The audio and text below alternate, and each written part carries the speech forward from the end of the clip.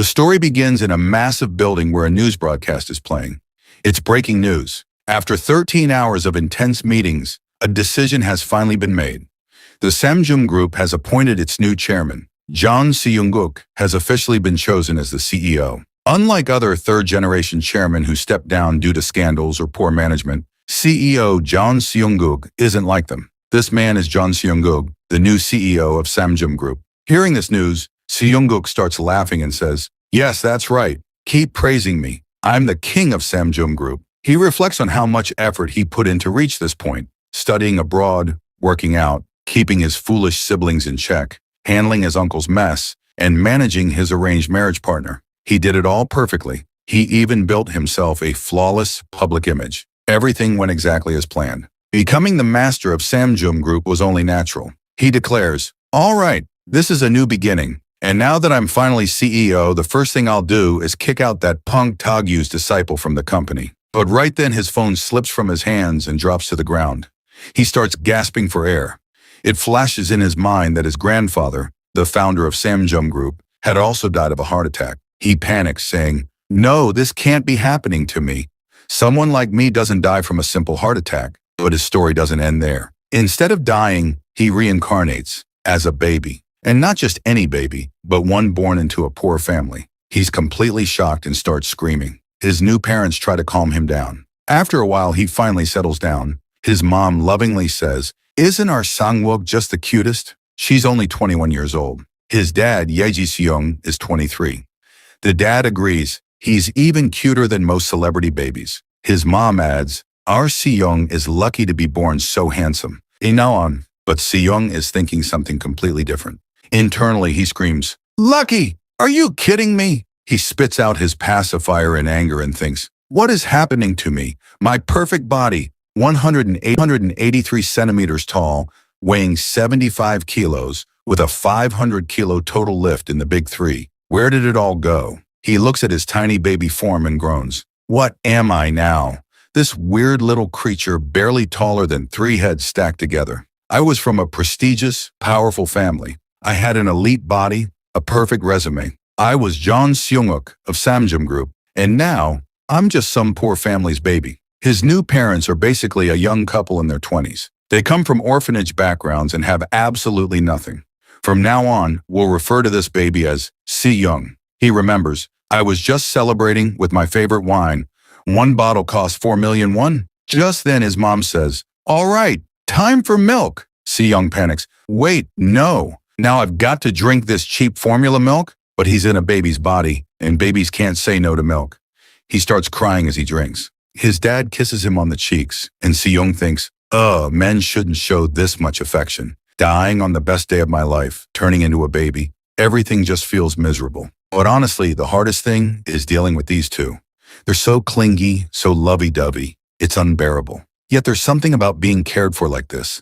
Something I've never felt before. We see a flashback of his original parents. They never gave him proper attention. They'd always say, "Handle your responsibilities yourself. Take care of your younger siblings." Basically, he never had real parents growing up. Back to the present, he says, "Now's not the time to get sentimental." His dad asks, "Are you getting sleepy after eating?" Si-young thinks, "Wait, oh right, I'm a baby now." He internally complains, "How can I possibly sleep right now?" But in a baby's body, you can't fight sleep. His dad whispers, "Looks like he's falling asleep," and Si-young decides, "Fine, I'll sleep for now.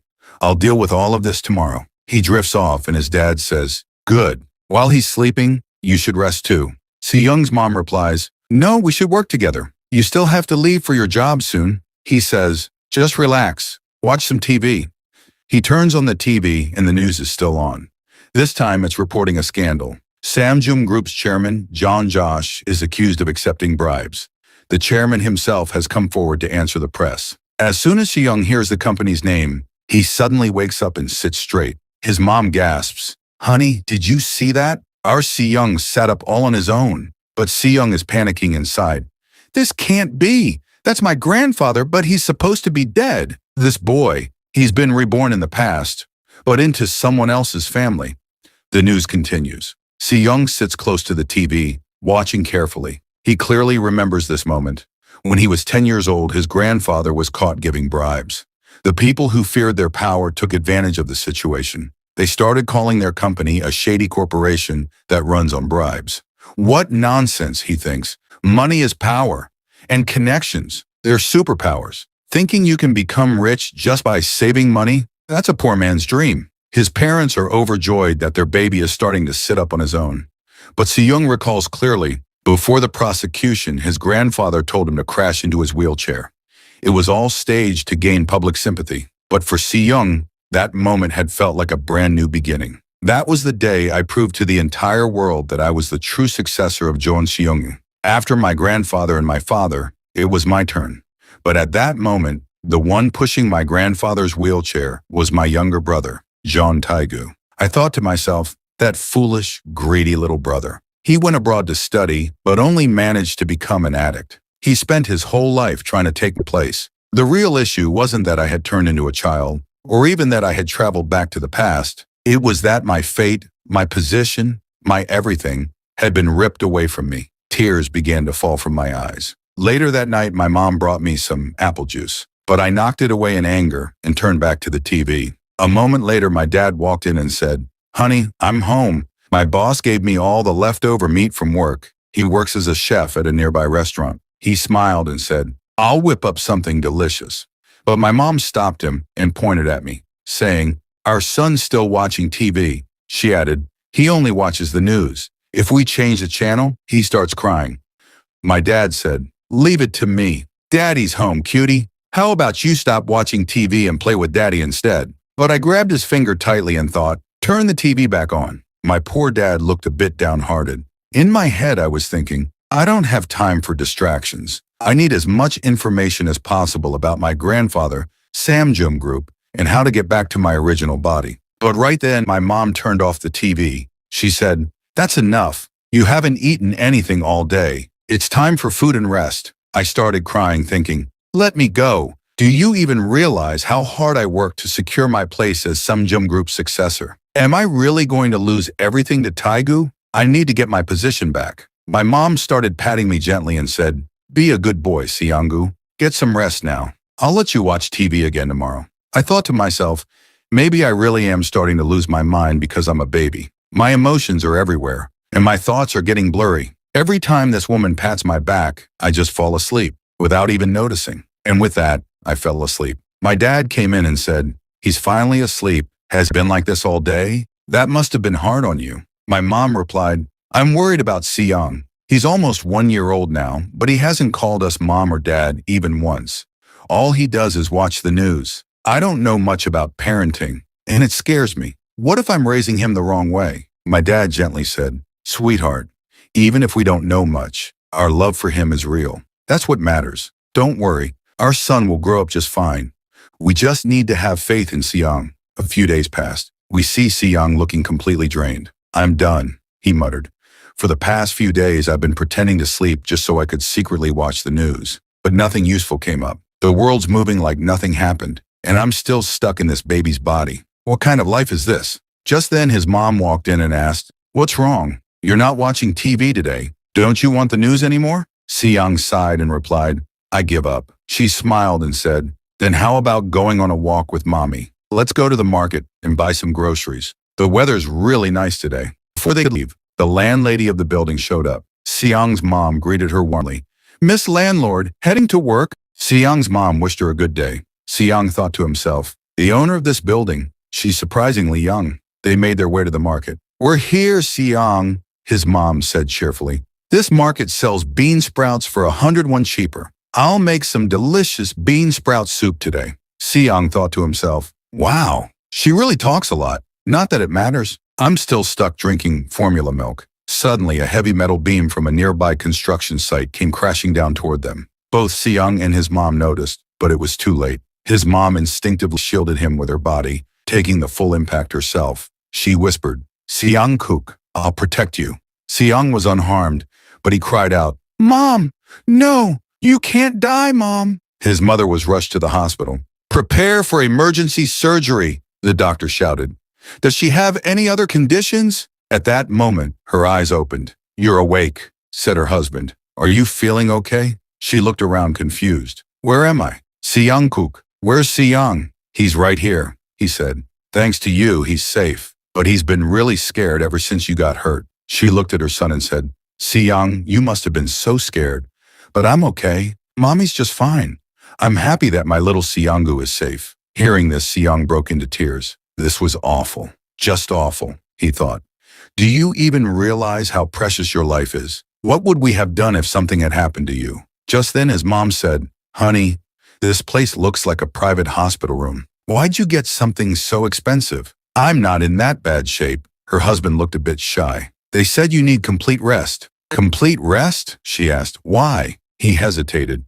And then we see the label on the hospital bed. It reads, Strict bed for pregnant mothers. That's right. Seyoung's going to have a little brother or sister. They all shared a beautiful, happy moment together. Then a nurse entered the room and said, Excuse me, visiting hours are almost over. Seyoung's dad replied, Yes, I was just about to leave. He turned to his wife and added, Make the most of this time and rest. I'll be back tomorrow. She smiled and said, Take care of yourself, and Seyoung too. He picked up Seyoung, and the two of them headed home. On the way, he said, All right, Seyoung, time to head back. The bus stops near our place, but it's not that far. We can walk. We see his worn-out shoes. This man works so hard. Seyoung thought, So now we don't even have money for the bus? Can't even afford the fare? This family's really struggling. But then he looked again. A father who works tirelessly to support his family. A mother who would risk her life to protect her child. And finally, Seyoung softly called him, Dad. His father froze for a second, then beamed with joy. Seyoung thought, These people, they're my real family now. They're my parents. A week later, we see the family celebrating. His mom has been discharged from the hospital, and they're taking pictures of Seyoung. She smiles and says, Our little Seyoung-gu looks so adorable, doesn't he?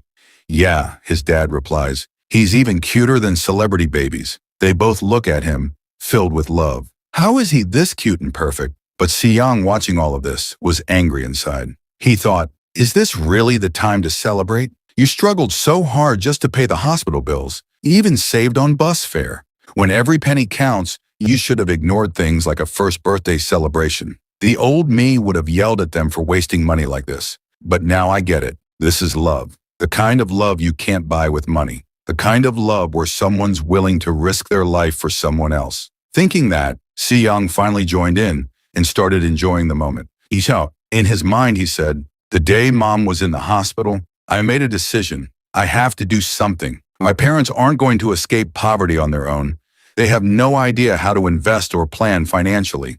They're not even in a position to save. They have to scrape together cash for even the basics. And soon, a huge economic crisis is coming. At least, it is in the future, I know. Right then, the doorbell rang. It was their landlady, Myung, at the door. She said, I heard you got discharged, so I came to check on you. Also, about your baby. Have you ever thought about making him a child actor? In the next scene, we see Seyoung's mom taking him to the audition. She says, So this is where the audition is happening. Seyoung looks around and thinks, not bad. Looks like they spent a decent amount of money setting this up. His mom turns to him and says, What should I do now? I don't think I came here by mistake. Seyoung responds in his mind, You're talking about this opportunity? This is golden for me. Then we flash back to a past scene. The landlady had told them, The company I work for got a project for a commercial with a famous business group. Right now, we're holding auditions for a child actor role.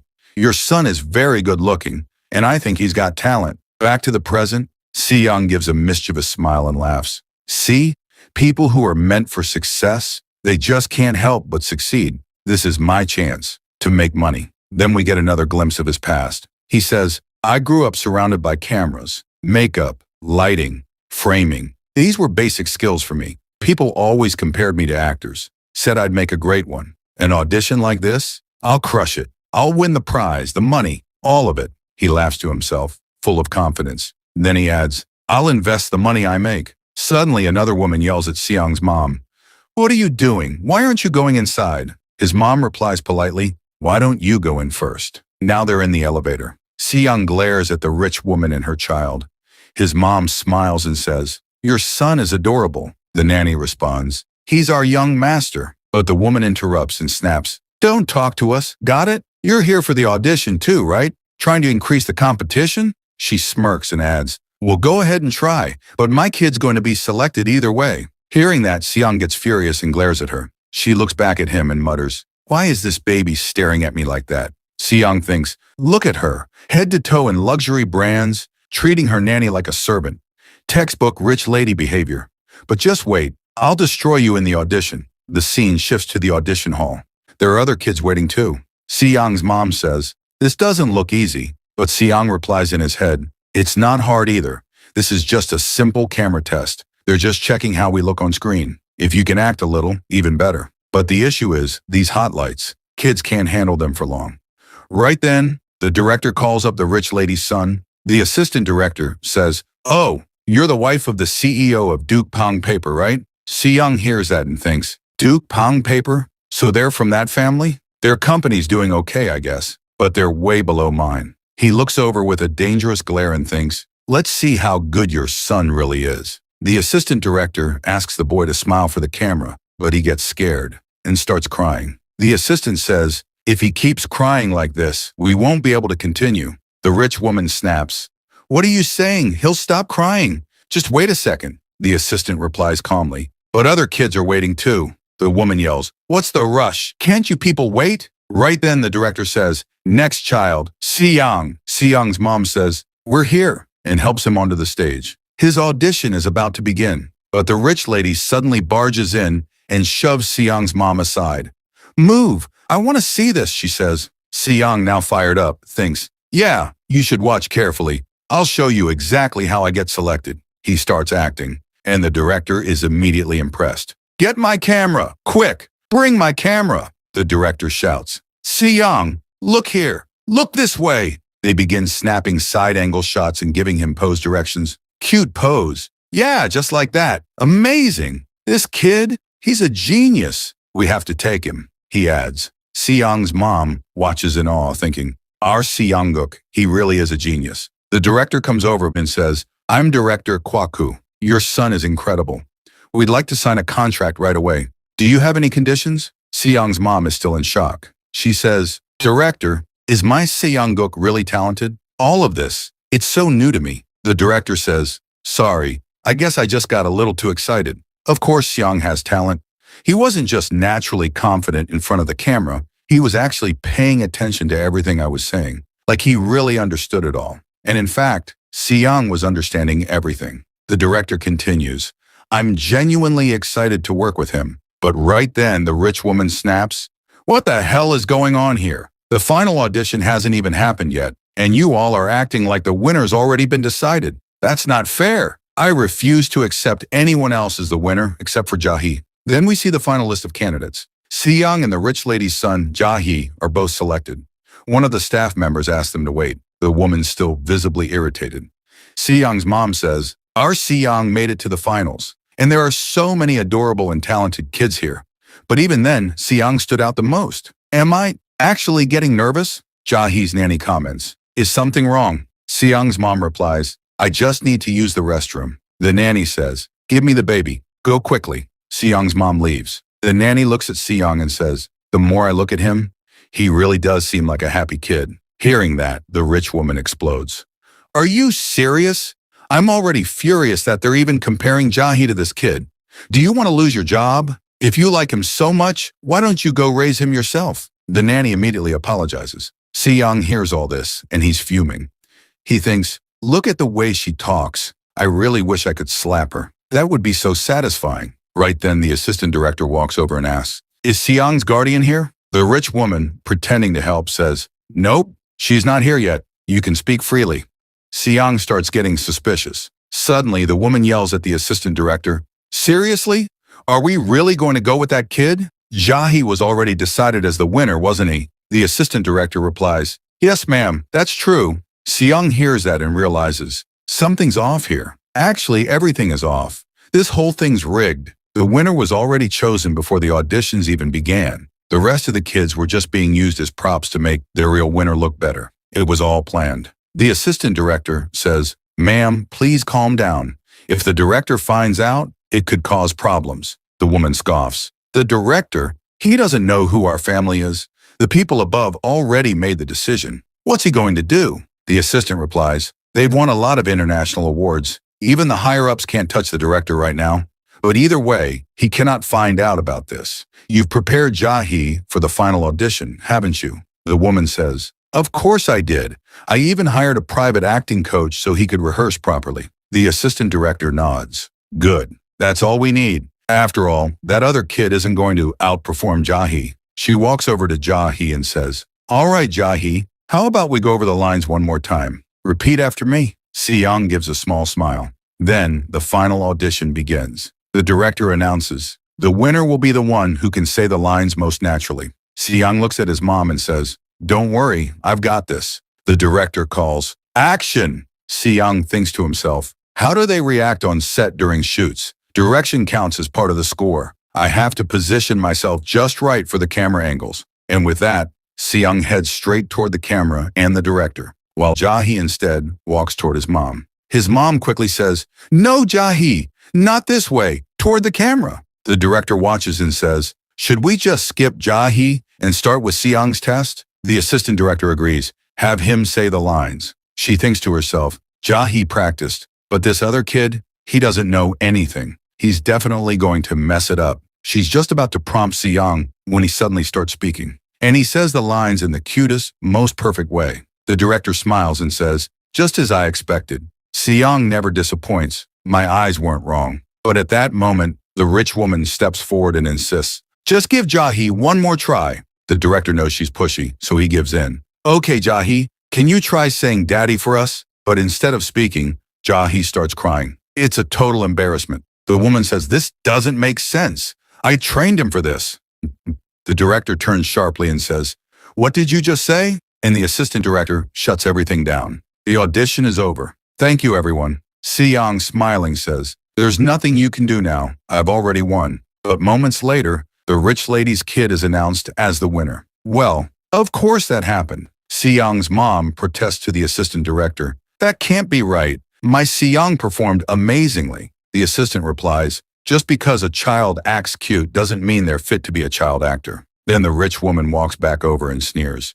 You thought you could win with just a little charm? Do you even know your place? A second place finish is more than enough for a low-class kid like yours. I'm sure you worked really hard, but that's life. She walks off. Siyoung's mom, angry, says, How could she say that in front of my child? But Siyoung looks completely calm. He tells her to relax and says, Everything went exactly the way I expected, if my calculations are right. Just then, the director comes running over. He says to Siyoung's mom, Can we talk for a minute? Then we get a flashback. When Siyoung first heard that Jahi was already chosen as the winner. Siyoung narrates, The moment I found that out, I changed my plan. In my past life, I saw too many of these kinds of corrupt setups.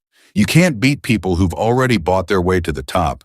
So if losing is inevitable, what's the point of fighting? A real businessman always plays the long game, and that game is connections. Back in the present, the director says, I wanted to speak with you. I'm sure this has come as a surprise. It really seems like they rigged the audition. I'm sorry, Siyoung. I didn't want you to see this nonsense. Siyoung, smiling brightly, says, So what's next? The director invites them to the commercial shoot happening the next week. Siyoung beams and thinks, That's exactly what I wanted. I don't want to be a one-time commercial model.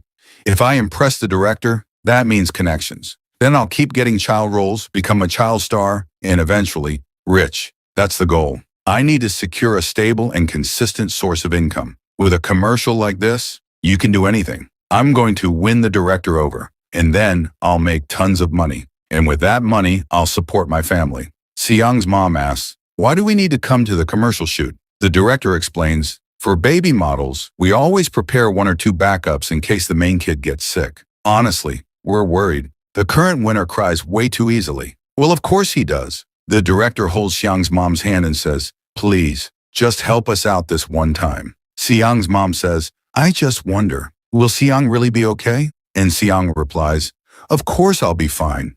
Just say yes to them. You could practically see the dollar signs in his eyes. This kid is seriously greedy. The director laughs and says, It really feels like he understands everything we're saying.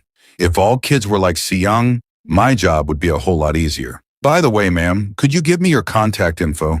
I'd love to work with Siyoung on future projects too. Here's my business card. Siyoung's mom gives him their home number. Then the scene jumps to 1 week later, on the day of the shoot. Seong's mom brings him to the set and says, "I can't believe there's such a beautiful place like this in the forest." Just then, the assistant director shows up, and Seong instantly gets angry.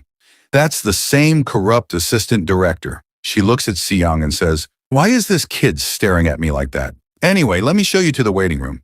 You're here as the backup, right? That's what the director told me. This way, please." Seong's eyes wander over to a washing machine. It's a product made by his family's company, Samsung John Turbo Washer. He thinks this product was a massive hit. The revolutionary drum system made Samsung John's stock prices soar. Grandpa was so proud of it. Is this commercial about that? Right then, that rich woman storms in and yells, "Why are they here? They already lost." But this time, Seong's mom doesn't hold back. She says, "The director called us here as the backup models.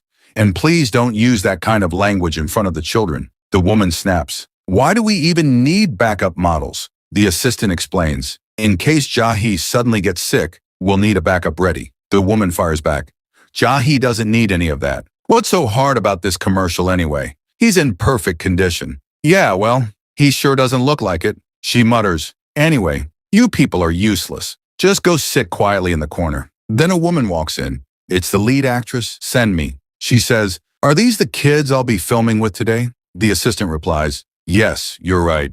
That boy over there is Seong, the backup model. And this one here is Jae, the winner of the audition." Sanmi goes over to Jae and tries talking to him, but he completely ignores her and then starts crying. She frowns and says, "Well, I guess he's not interested in me." So she walks over to Seong, who's only focused on building connections. He greets her warmly, totally friendly. She says, "I've never met a baby this outgoing." Seong's mom replies, "Yes, our Seong is very friendly with everyone." Then Sami says, "I actually think this kid is way cuter. Can I shoot with him instead?" The rich woman overhears that and gets furious. She grabs Sami's arm tightly and shouts, "What kind of nonsense are you saying? Don't say stupid things." Sami pulls her hand back and says, "Excuse me, who even are you? And do you even realize what you're doing?" Before the woman can say anything, a man places a hand on her shoulder. "I heard someone raising their voice. What's going on here?" Sanmi looks up and says, "Vice Chairman, what are you doing here?" The man says, "There's no way I'd miss the shoot for our new product." Seong sees him and is completely shocked. Because this man is his father, John Jong, Vice Chairman of the Samjeon Group. What kind of person is he really? Seong explains, "He's not like my grandfather John Yoshin, but he's a solid vice chairman. He handled the company well during crises, restructured everything, and wasn't afraid to invest in new areas. People see him as a smart business leader, a successful vice chairman of Samjeon. But as a person, as a husband and father, he was terrible." Seong says, "Seeing him brings back all the old memories." Then we see a flashback. Seong recalls, "My father had countless affairs. When I was 10, he introduced me to another woman. The woman said to him, 'So you're Seong Book. You're adorable. From now on, take care of me, okay?'"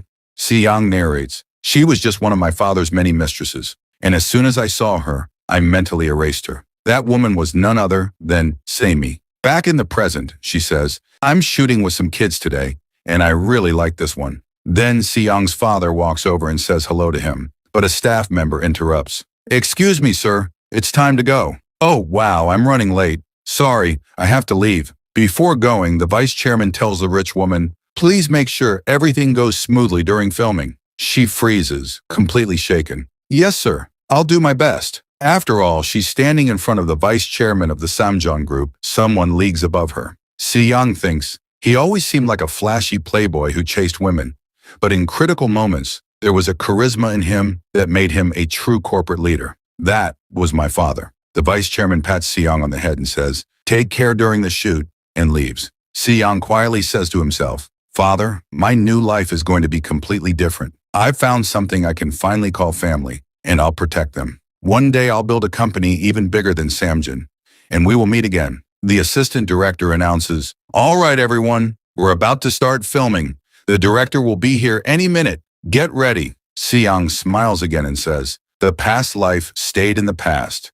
Let's focus on what actually matters now." Clearly, he's planning something involving Jae. He explains the commercial. "It's a simple concept. In a beautiful forest villa, a mom is doing laundry with her baby beside her. She's washing dad's white shirt that got dirty from sweat. The Samjun washing machine spins, and the shirt comes out sparkling white. The baby rubs his cheek against the shirt, happy, and calls out to his dad. The commercial ends with a refreshing scene of the shiny washing machine. In my past life, this ad was a huge success. It even won the Dongai Advertising Award. The child actor in it became instantly famous. So I have to do this commercial. Then, as the shoot begins, Jahi starts crying. The lead actress says, "What is going on? Every time I go near him, he tries to hit me." Seong's mom says, "Why is he suddenly acting like this?" Seong smiles. "Exactly. Why is he doing that?" He adds, "Everything's going just according to my genius plan." We get a flashback. Seong says, "That kid, Jahi, he's miserable because of his mom. I gave him a brilliant tip. I told him whenever Sami comes close, cry your heart out and you'll get to go home faster." Am I a mind reader? I don't know. Maybe because we're both kids, we could understand each other. The director says, "This isn't working. Let's film with the second model." The rich woman shouts, "What do you mean? My baby won." The director responds, "We've been delayed for over an hour. The child won't cooperate and he hits the lead actress every time she comes near. What else can we do?" He gets stern. "We have to wrap the shoot today." The rich woman yells, "Shut up! Don't you know who our family is?" She pulls out her phone and says, "The chairman of Dukong adores his grandchild. I'm calling him right now." Seong watches and mutters, "Wow, a phone from the 90s? The woman shouts, "I'm contacting him right now and I'll have all of you replaced." Just then, the lead actress, Senmi, walks up and slaps that rich woman across the face. Everyone is completely shocked. Senmi says, "What the hell is this? I can't stand it when people who have nothing to do with the project come to the set and cause drama. And just because you're the wife of a duck paper executive, I get it. You enjoy acting like you're above everyone else." She turns to the director and says, "Let's start filming again. I want to shoot this commercial with this kid." The director agrees. "All right, everyone get ready." The rich woman shouts, "You're choosing to shoot with this low-class kid instead of Jahi? What can he even do?" Seong's mom quickly covers Seong's ears so he doesn't hear any of it. Seong narrates, "Those camera lights, they were one of the few things that stuck with me until the end of my previous life. Acting confidently in front of a camera was one of my strongest skills, so I know exactly how to handle this." The assistant director shows Sanmi her final lines. She says, "Look at how clean Dad's dirty shirt got. Right, baby? It's super clean and fluffy now." Seong gives such an adorable expression that everyone on set is impressed again. The director says, "Keep the main camera like that. Everyone else, focus around Seong." Seong keeps acting, and the director says, "His eyes are locked right on the camera. What even is this kid?" Even the lead actress is stunned. Seriously, how is he acting this well for a commercial? The assistant director shows Sanmi the final lines. She delivers them perfectly, and the shoot for the washing machine ad wraps up nicely. Later that evening, the same rich woman is still yelling, "Just because he gave one cute performance, now you want to make him the commercial model instead of Jahi?" The director teases, "What about Jahi? The kid couldn't even act." Seong is exhausted at this point. Senmi walks over to Seong's mom and says, "Let her scream all she wants. It's not going to change anything. What's the point of this drama? I mean, what can we do if her kid couldn't act? Compared to that, our Seong was amazing. I didn't expect to finish the shoot in just 2 hours." That woman storms over to Sami and snaps, "Don't make me laugh. You have no idea how much money I spent on this crappy set." "Right, assistant director? I bet you got paid plenty too." The director overhears and says, "Wait, assistant director, you got paid off? We're going to have a serious talk later." As the rich woman walks away, she shouts again, "I'll remember this, all of you." But Seong doesn't say a word. He's just too tired. The director turns to Seong's mom. "I'm so sorry. This must have been overwhelming for you." She replies, "No, you've worked very hard. We appreciate that." The director smiles. "Actually, I should be the one thanking you. I don't even want to imagine what would have happened if Seong hadn't been here today." Seong hears this and smiles proudly. The director continues, "That was our last shoot of the day. You're all free to go home now. The payment will be handled through the company, honestly and with full respect." Hearing that, Seong starts laughing, and his mom beams, "All right, time to head home. You must be exhausted." Senmi chimes in, "Would it be all right if I dropped you off in my van?" Seong's mom agrees. Cut to the van ride. Seong is fast asleep. Sanmi says, "He looks so adorable when he sleeps. His mom replies, he must be really tired. And thank you so much for giving us a ride in your nice car. But Sanmi says, no, I should be the one thanking Siyoung. That surprises Siyoung's mom. Sanmi explains, today Siyoung was an incredible lead actor. I should thank him. Because of him, I'll actually be able to get to my next job on time. His eyes were following the camera lights perfectly. He really understood the camera work and was syncing perfectly with my rhythm. It might just be coincidence, but he even matched the angle of my face. Then Siyoung, still half asleep, says, your right side looks better on camera. Sammy laughs. See? He gets the flow of the camera. He gave a performance that could totally dominate the screen. In my eyes, Siyoung is already a complete actor. Siyoung's mom hears that and says, our Siyoung really is something. Then Sanmi says, if that's the case, I'd like to make a suggestion. Siyoung wakes up right then, and Sanmi says something, but we don't hear it yet. Both Siyoung and his mom are stunned. Siyoung smiles and says, are you serious? Cut to the next scene. They're back home. The landlord says, here's your payment, 4 million won. The original fee was just 3 million, but the director told us to increase it. Siyoung's parents are completely shocked. Siyoung grins. Just as I expected, being a child model was a smart choice. What other way could I have made money in this kid's body? This is enough to start some capital. If I invest in stocks or gold, he gives a devilish smile. His dad says, 4 million won. I've never even held that kind of money before. But Siyoung's mom looks a little worried and says to the landlord, yesterday, actress Sanmi gave me this. Siyoung says, so that's why you were so shocked, Mom. The landlord looks at it and says, this is a card from Sammi's agency, Sing Song Entertainment. His mom says, I think they were really impressed by Siyoung's talent. That's why they want to bring him into their agency as an exclusive child actor. Siyoung's dad is stunned. An exclusive child actor? Are they trying to make our Siyoung a celebrity? His mom replies, I don't know, but if he does well, that would be amazing. Honestly, this is all so unexpected. The landlord looks thoughtful for a moment, then says, don't worry, I'll look into it. I've heard of Sing Song Entertainment. I'll check who the CEO is and how they treat their actors. Hearing that, Siyoung's mom gets emotional and smiles. Siyoung watches and thinks, she's doing so much for us. As the landlord gets ready to leave, Siyoung's mom stops her. She asks, can I ask you something? Why are you helping us so much? You're the first one who really saw Siyoung's talent, and you're always so willing to help. The landlord looks surprised and says softly, I just want to support you. I grew up all alone. I know how hard it is. I saved money by cutting down on food and clothes just to buy this building. Then I met you, this young couple working so hard together. It felt really nice to see that. I just wanted to cheer you on, but maybe I've gotten too involved. Siyoung's mom smiles and says, can I call you Uni? Uni means older sister. The landlord looks surprised. She says, if you don't mind, I want to treat you like family. The landlord smiles gently and says, all right then, and from now on, I'll call you So-young. Siyoung's mom's name is So-young. She adds, so if I ever call her So-young, don't be confused, okay? So-young smiles and says, got it, Myung-uni. From now on, they'll call the landlord Myung. Siyoung watches all this and says, so that's what's going on. The weather really is nice today. 2 weeks later, we see Siyoung's dad at work. He says, just like you asked, boss, we closed the shop early. His boss, Park Won, is the owner of the shop. Siyoung's dad says, thanks so much for letting us close early today so we could watch Siyoung's commercial. His boss replies, of course. We've got a huge TV here, and I want to see our Siyoung's commercial too. Siyoung, annoyed, mutters to himself, if this old guy wasn't my dad's boss, I wouldn't let this slide. But fine, he did me a favor, so whatever.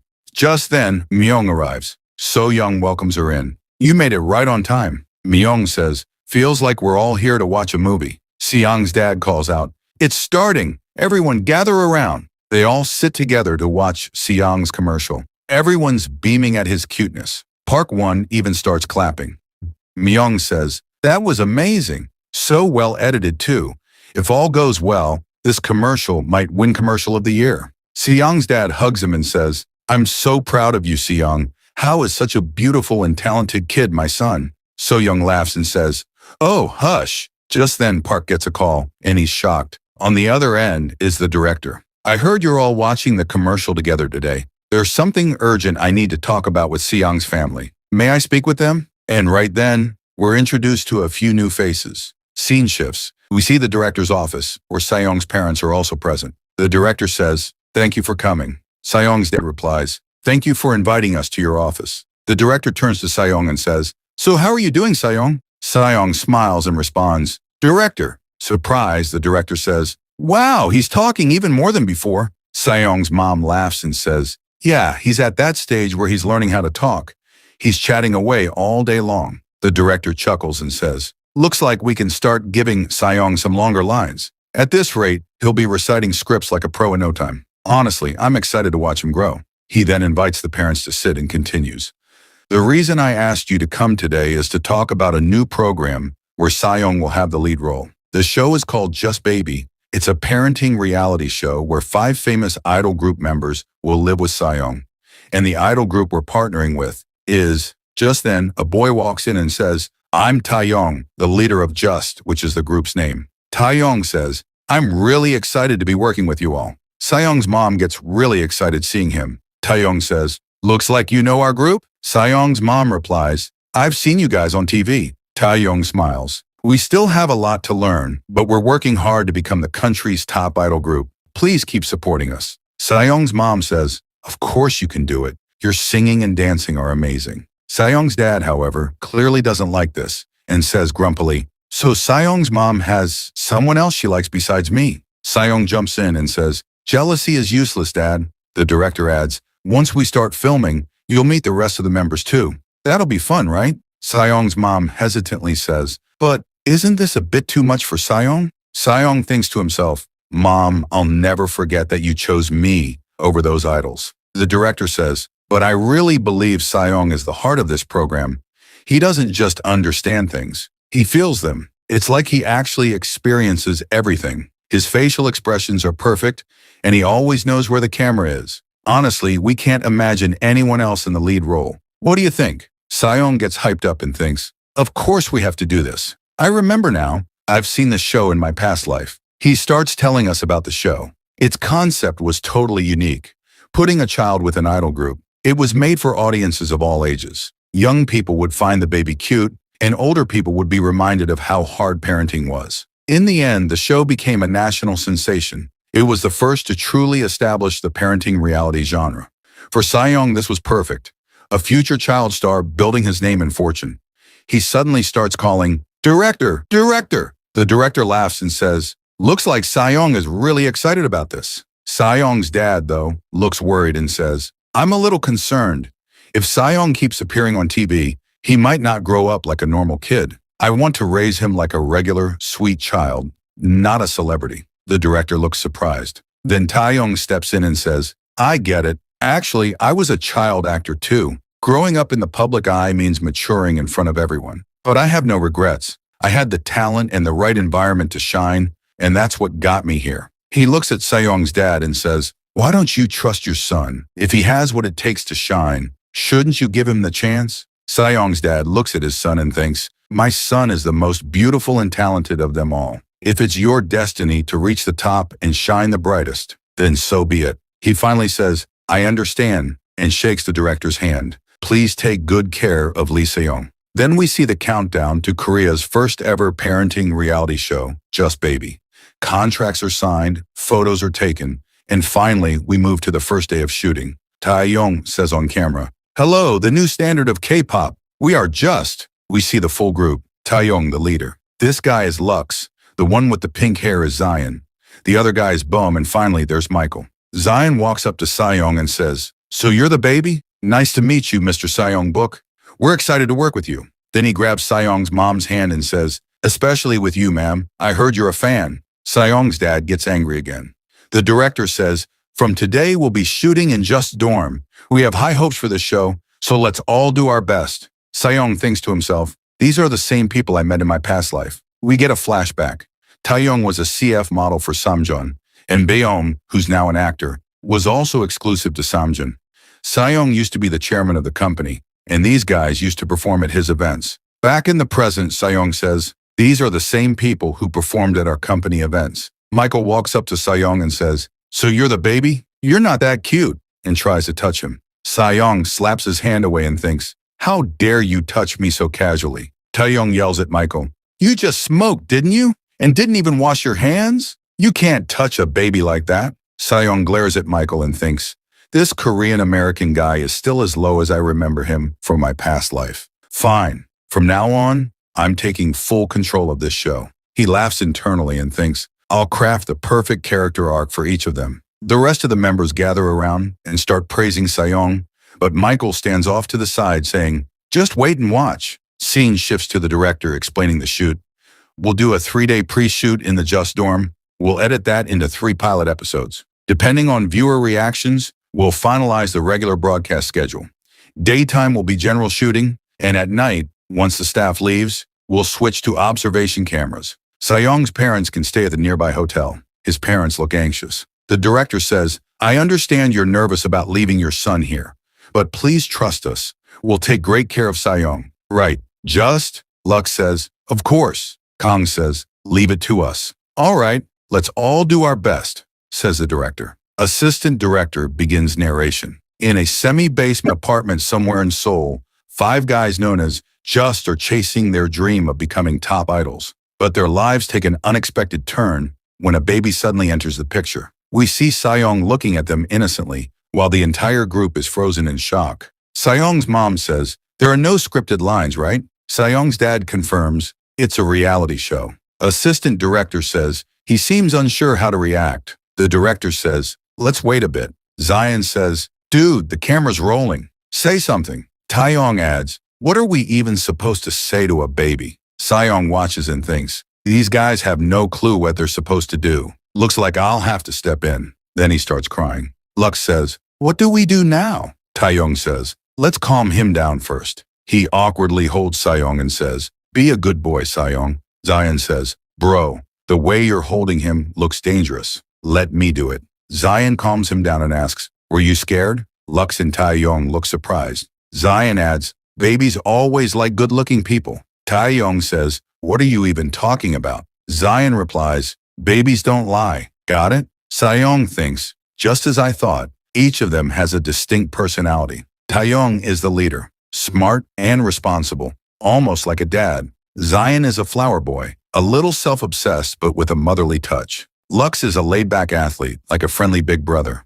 Biom is quiet but always thinking about others. They're a perfect mix for playing house. And that guy, Michael says, taking care of kids is way too much work. Sejong points at him and thinks, honestly, I wanted to make him the villain, but for this group's success, I'll make him the rival. Zion notices something and nervously says, bro, I think Sejong's diaper needs to be changed. It feels heavy. Taeyong says, what? I've never even touched a diaper. Michael steps in, saying, you guys are crazy. I'll handle this. Turns out he's raised his 3 younger siblings, so he's confident. But as soon as he takes the diaper off, Sejong refreshes right onto Michael's face.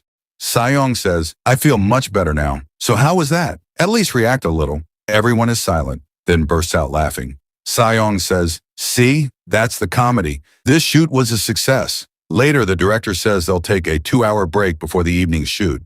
Just members are exhausted. Lux says, reality shows are seriously tough. Taeyong says, if we had a script, this would be easier. Meanwhile, Sejong's mom praises him and gives him his favorite, banana. He thinks, I never used to touch this in my past life, but now I actually like it.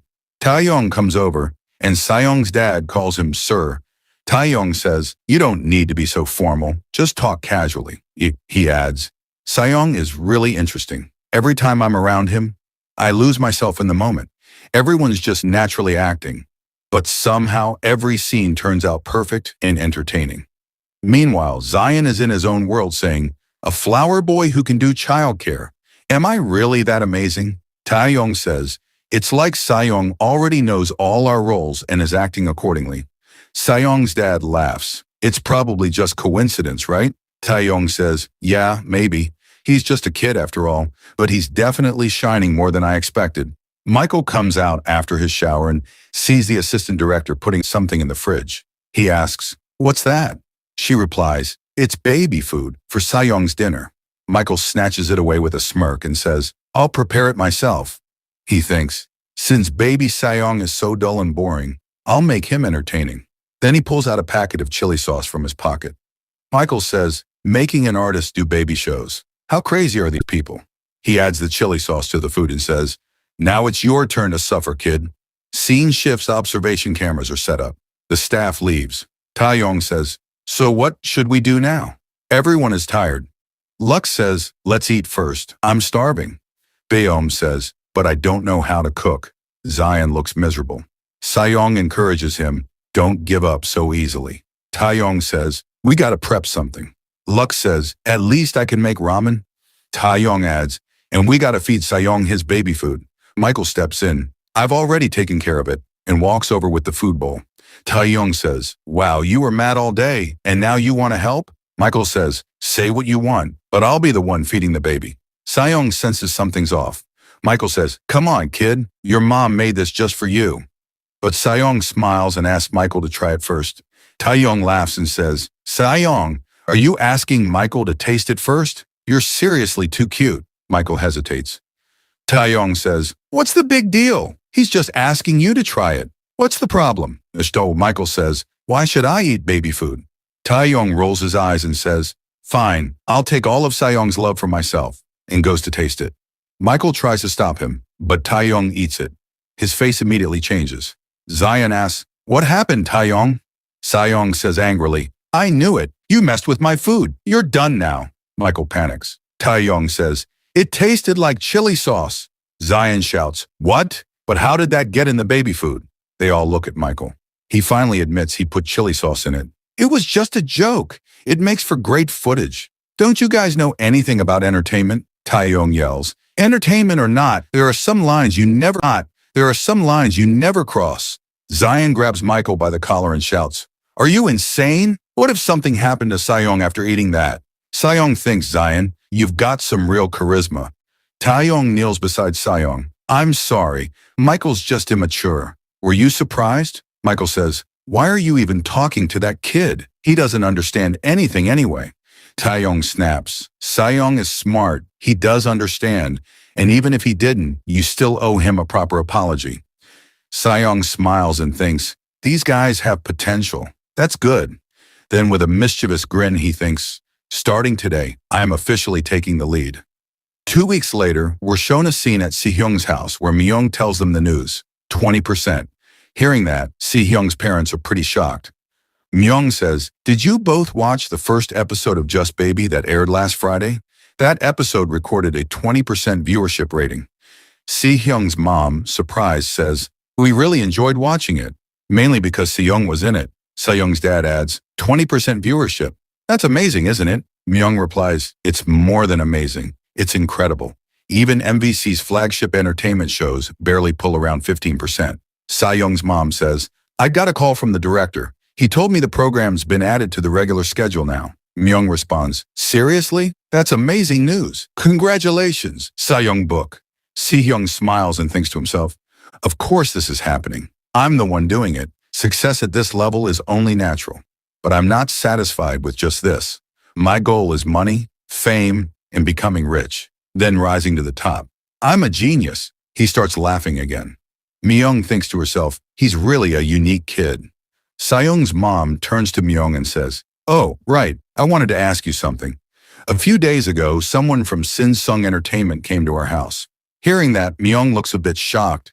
Se-hyung's mom continues, "They came to congratulate us on the show's success and brought a fruit basket." The scene shifts to a flashback. A man is telling them, "CEO Sin-sung Young wants to meet with you. When you have time, please visit our agency." Back in the present, Se-hyung's mom asks, "So, what should we do now?" Myung says, "I looked into Sin-sung Entertainment. Seems like they have a lot of influence in the entertainment industry, but there are rumors that the CEO might have connections with gangsters." Se-hyung's parents get worried hearing the word gangsters. Myung says, "Should we go? Refusing an invitation from Sin-sung's CEO could be hard. Let's just check it out. See what they want. I'll come with you. It'd be rude to decline without even hearing them out." Si-hyung thinks, Sin-sung Entertainment. Sin-sung Jung. Why does that name sound familiar? Then suddenly his expression changes. "Wait, could it be that guy? Don't go. You must not go there. That man, Sin-sung Jung, he's the kind of person you should never get into a contract with." The scene shifts to the Sin-sung Entertainment office. CEO Sin-sung Young smiles and says, "Please come in. Make yourselves at home." Myung says, "Thank you for inviting us, CEO Sin Sung Young. But may I ask, why did you want to meet us?" Sin Sung Jung replies, "I wanted to discuss something for Sayoung's benefit." Hearing that, Si-hyung thinks angrily, "Our Sayoung? You don't even know me." He nearly kicks him out of frustration. Myung asks, "For his benefit?" Young says, "I'm talking about a contract, an exclusive contract. That means Sayoung would become a partner with Sinsung Entertainment, Korea's #1 agency. It's a 10-year exclusive deal." Sayoung's mom looks shocked, and Si-hyung is silently thinking. Myung says, "An exclusive contract for 10 years? Young continues, "You've heard of actor Jang Dong-gun and MC Yeonmi, right? They're also under exclusive contracts with us. Sinsung is home to Korea's top talents, and we really value Sayoung's talent. That's why we prepared special contract terms for him." Myung begins reading the contract. Si-hyung says, "Let me see it too." After reading, Myung is visibly shocked. Sin Sung Jung explains, "The contract will be a 10-year exclusive deal with a 7-3 profit split. Of course, 7 to us." Sayoung is stunned. 7-3? That's ridiculous. This contract is basically slavery.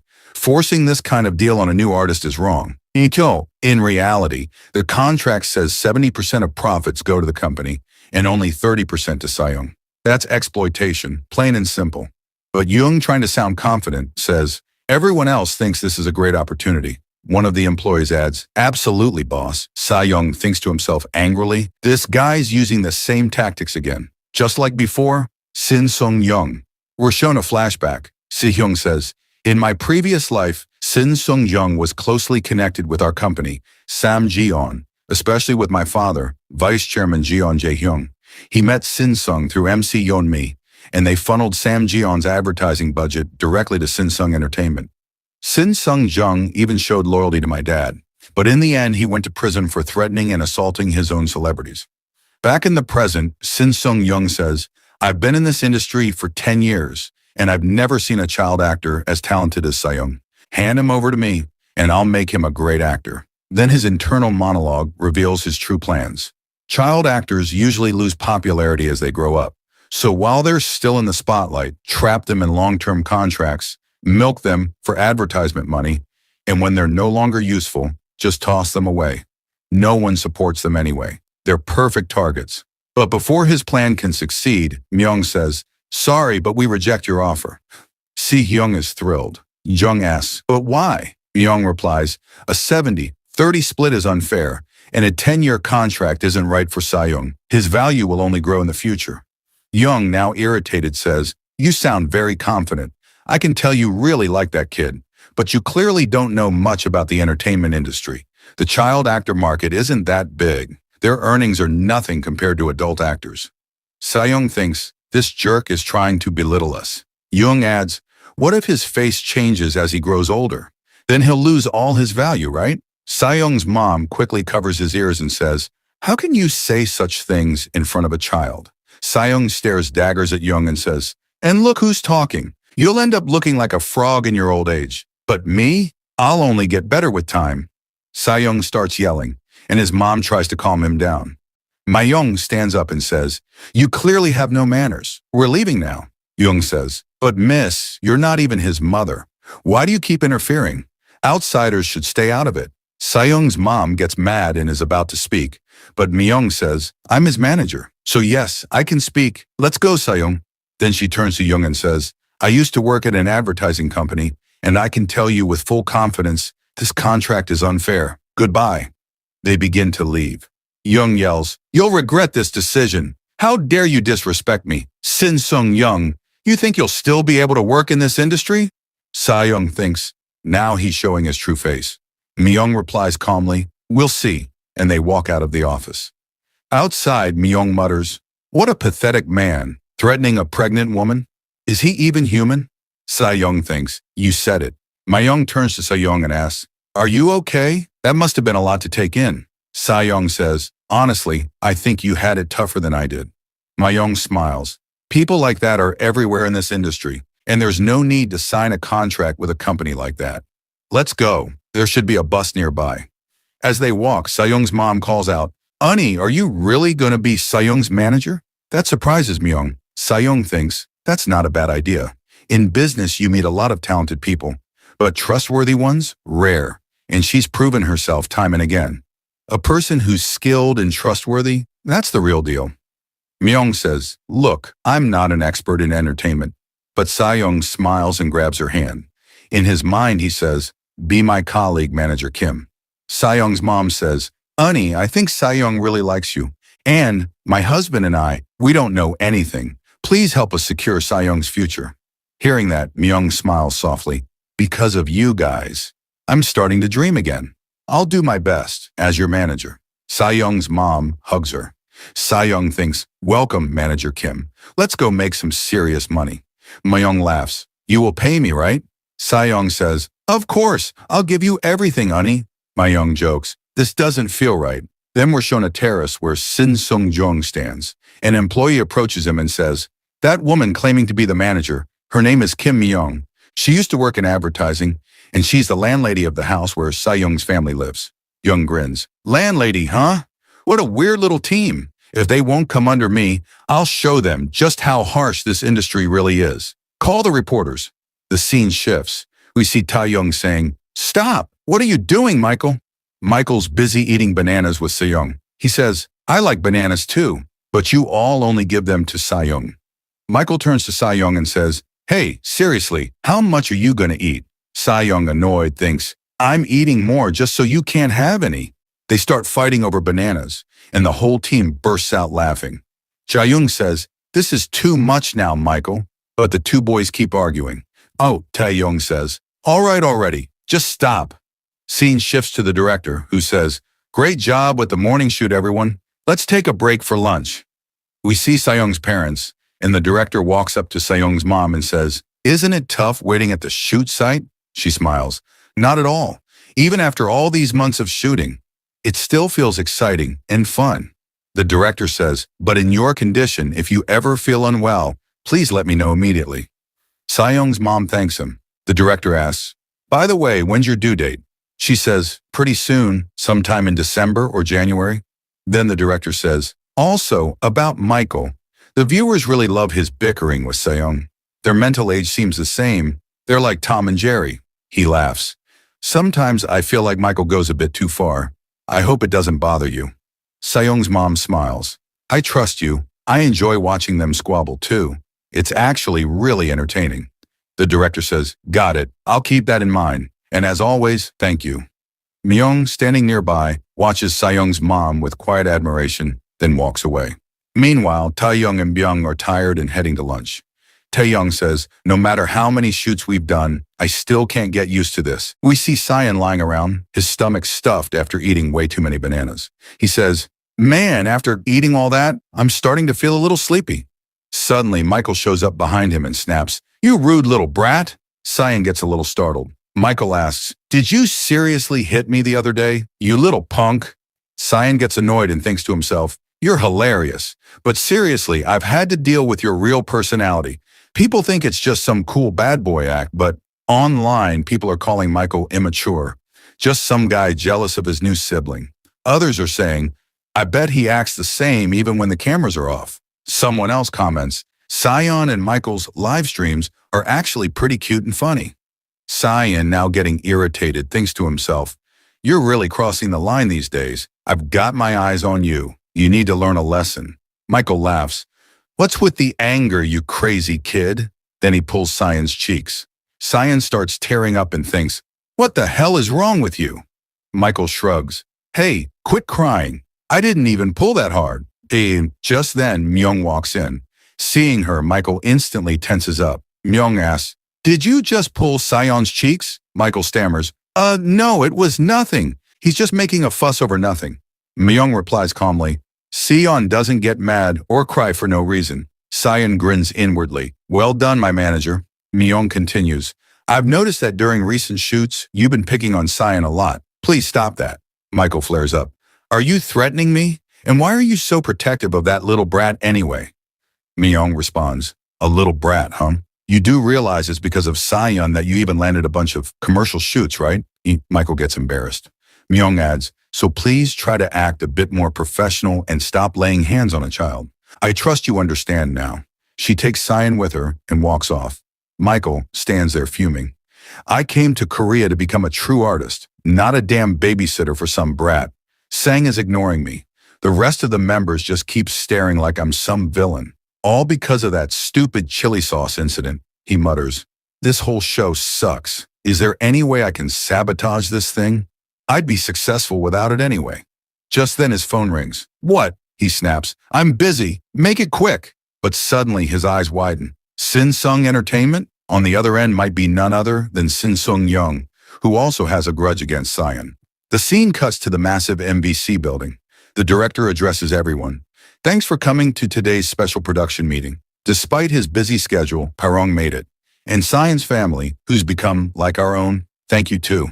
Before the meeting begins, the assistant hands out bonuses. Ming smiles, and of course Sion, being the little greedy guy, lights up too. The director continues. Last week, our ratings finally crossed 30%. Higher-ups are really starting to like Sion.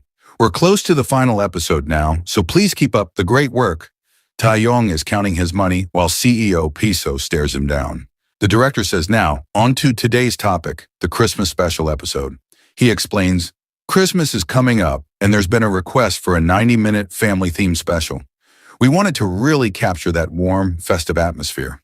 Turning to Sion, the director says, you've been walking and running more lately, right?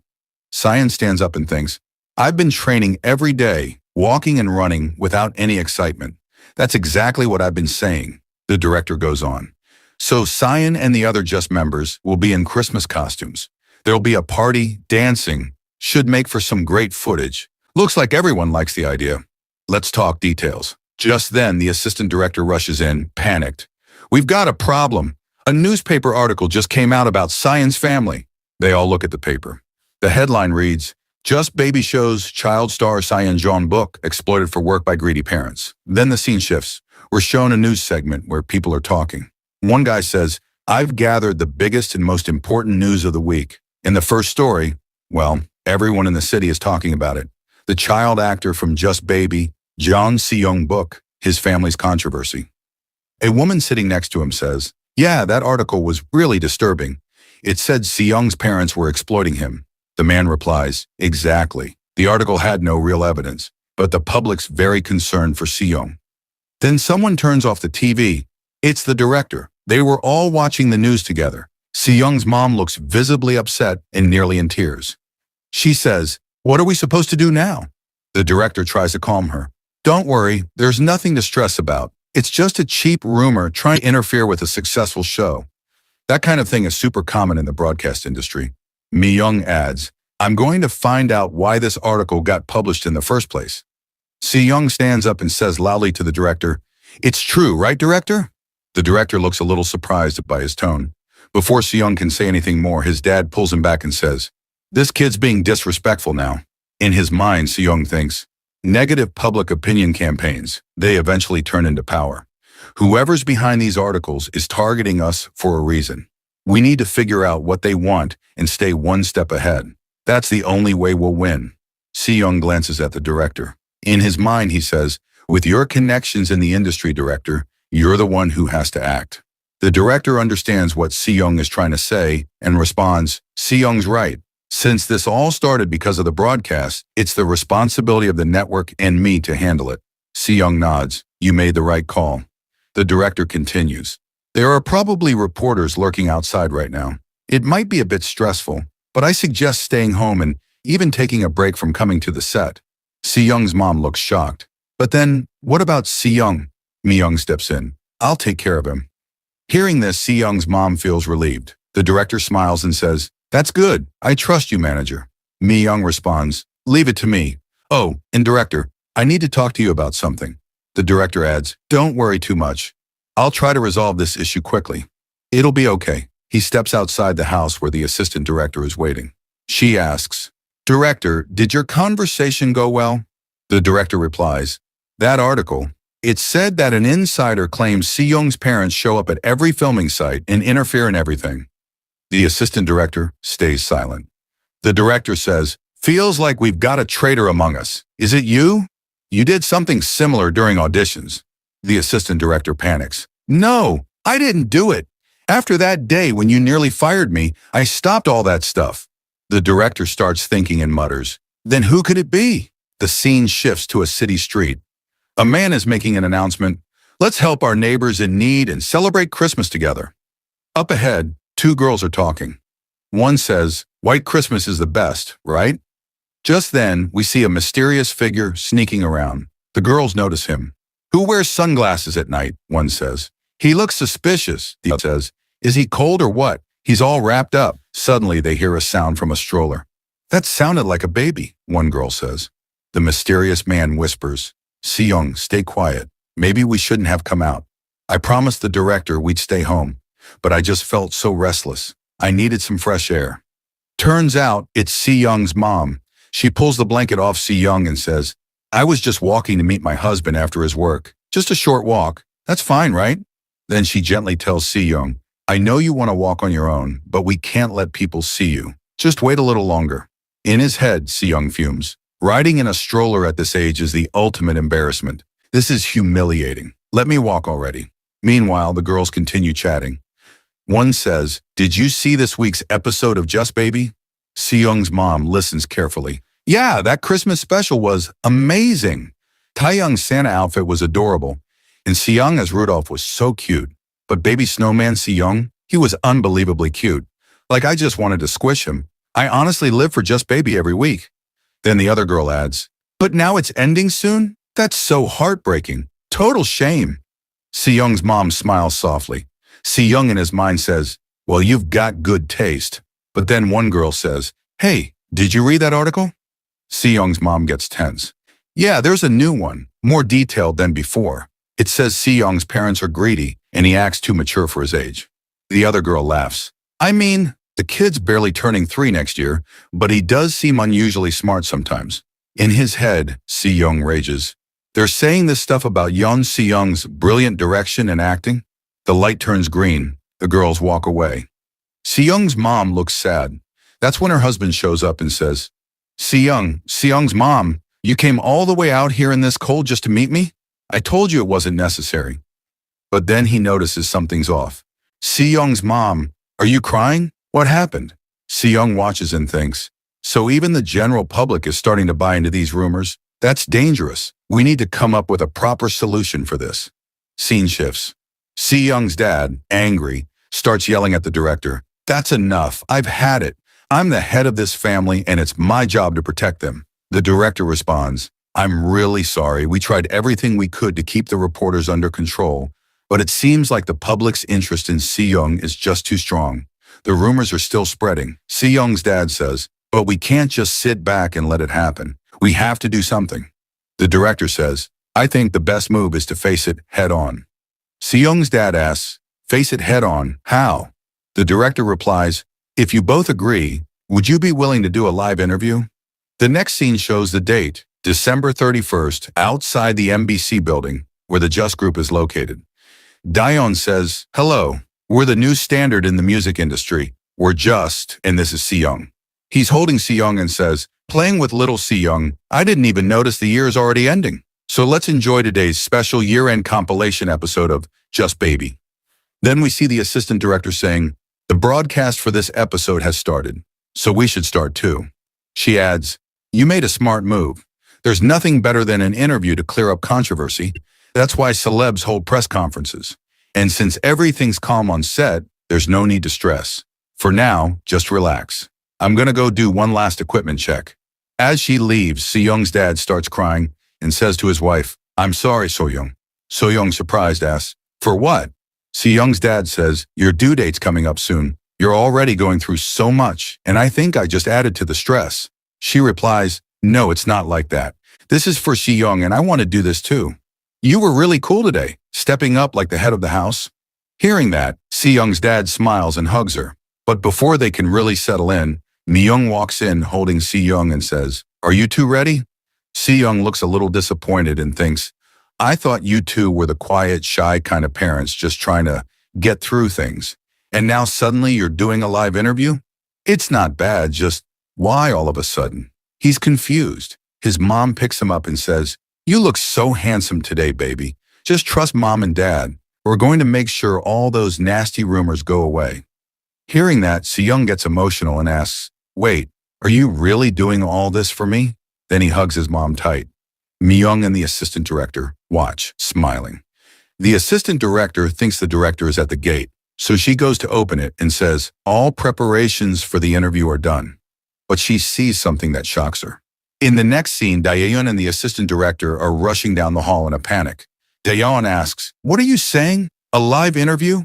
She replies, "Well, we were going to calmly address all the rumors, but out of nowhere, all these reporters showed up. Someone leaked it. We've got a traitor in the team." She was shocked earlier because she'd seen the reporters. Daeyeon pushes through the crowd and makes his way to the director. All the reporters start recognizing him. "That's the leader of Just! That's Daeyeon!" Daeyeon says, "This has to stop. Even I get nervous around this many reporters." But the director says, "It's already started. I did everything I could to stop it. But now, there's no turning back. They're here, and they're not leaving."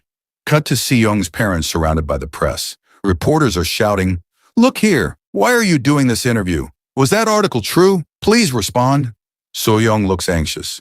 Seyoung's dad raises his voice and says, "Please calm down. My wife's in her final stage of pregnancy. Lower your voices, turn off those camera flashes. I'll answer your questions if you speak calmly." But one reporter cuts him off, shouting, "Oh, really? Then tell us why you're making such a big scene." Seyoung's dad responds, "You all know about the article that dragged our family's name through the mud." Then he continues, "Yes, it's true. My wife and I both grew up in an orphanage. We had nothing. And when we left that place, we had no one but each other. We worked day and night to build a life. We're proud that we've lived honestly." Now, earlier we knew Seyoung's dad is a chef at a restaurant, but now we also find out Seyoung's mom works too, attaching eyes to dolls. She gets paid almost nothing, like 10 won per doll. Back to Seyoung's dad, he says, "A neighbor was the one who discovered Seyoung's talent. That's how this journey began. And now, I just want to say from the bottom of my heart, we are not the kind of parents who'd make our child suffer for money. Please stop spreading lies that hurt our family." But that same loud reporter yells again, "Why should we believe you? How much money have you made from your son? Show us your bank account. We need proof." Okay, seriously, this reporter needs to chill. Seyoung, hearing all this, gets angry and climbs down from Young's lap. He says, "Enough! Stop bullying my mom and dad." In his mind, he's raging. "Shut up, you jerks, that's what I want to say. But I can't yet." He's still just a little kid after all, so he can't pronounce everything right. But even then, the reporters are shaken seeing him like that. Kang gets emotional watching him and says something to the director. The director then says, "We're ending the interview now." Daeyeon tells the assistant director to cut the live broadcast. Seyoung turns to his dad and asks, "Are you okay?" His dad hugs him tight, emotional. Seyoung thinks, "It's all right, Dad. You did your best. You're kind of cool, actually." Then he looks at his mom and asks, "Mom, are you okay?" But his mom looks like she's in pain and says nervously, "Seyoung, honey, I think I'm going into labor." Both Seyoung and his dad panic. The next scene, they're in an ambulance. Seyoung's dad is holding his wife's hand, freaking out. "Just a little longer, honey. We're almost at the hospital." Seyoung looks worried. His mom says, "I'm okay, Seyoung." But in his mind, he's thinking, "No, you're not. You look like you're in real pain." He's screaming inside, "What am I supposed to do? I don't know anything about this stuff." Truth is, Seyoung has no experience with marriage or babies, not in this life or any past life. But still, he thinks, there has to be something I can do. Please, Mom, hang in there. The scene shifts again. The director and assistant director are smiling and say, "He's so cute." And we see Seyoung, now holding his new baby brother. Everyone around them is filled with joy. The assistant director says to Seyoung's mom, "You went through so much pain. How are you feeling now?" Seyoung's mom replies, "I'm okay now." Then the assistant says, "I used to think, could there ever be a baby as adorable as Seyoung? But Mingguk's right up there too. Maybe it's because their parents are just that beautiful."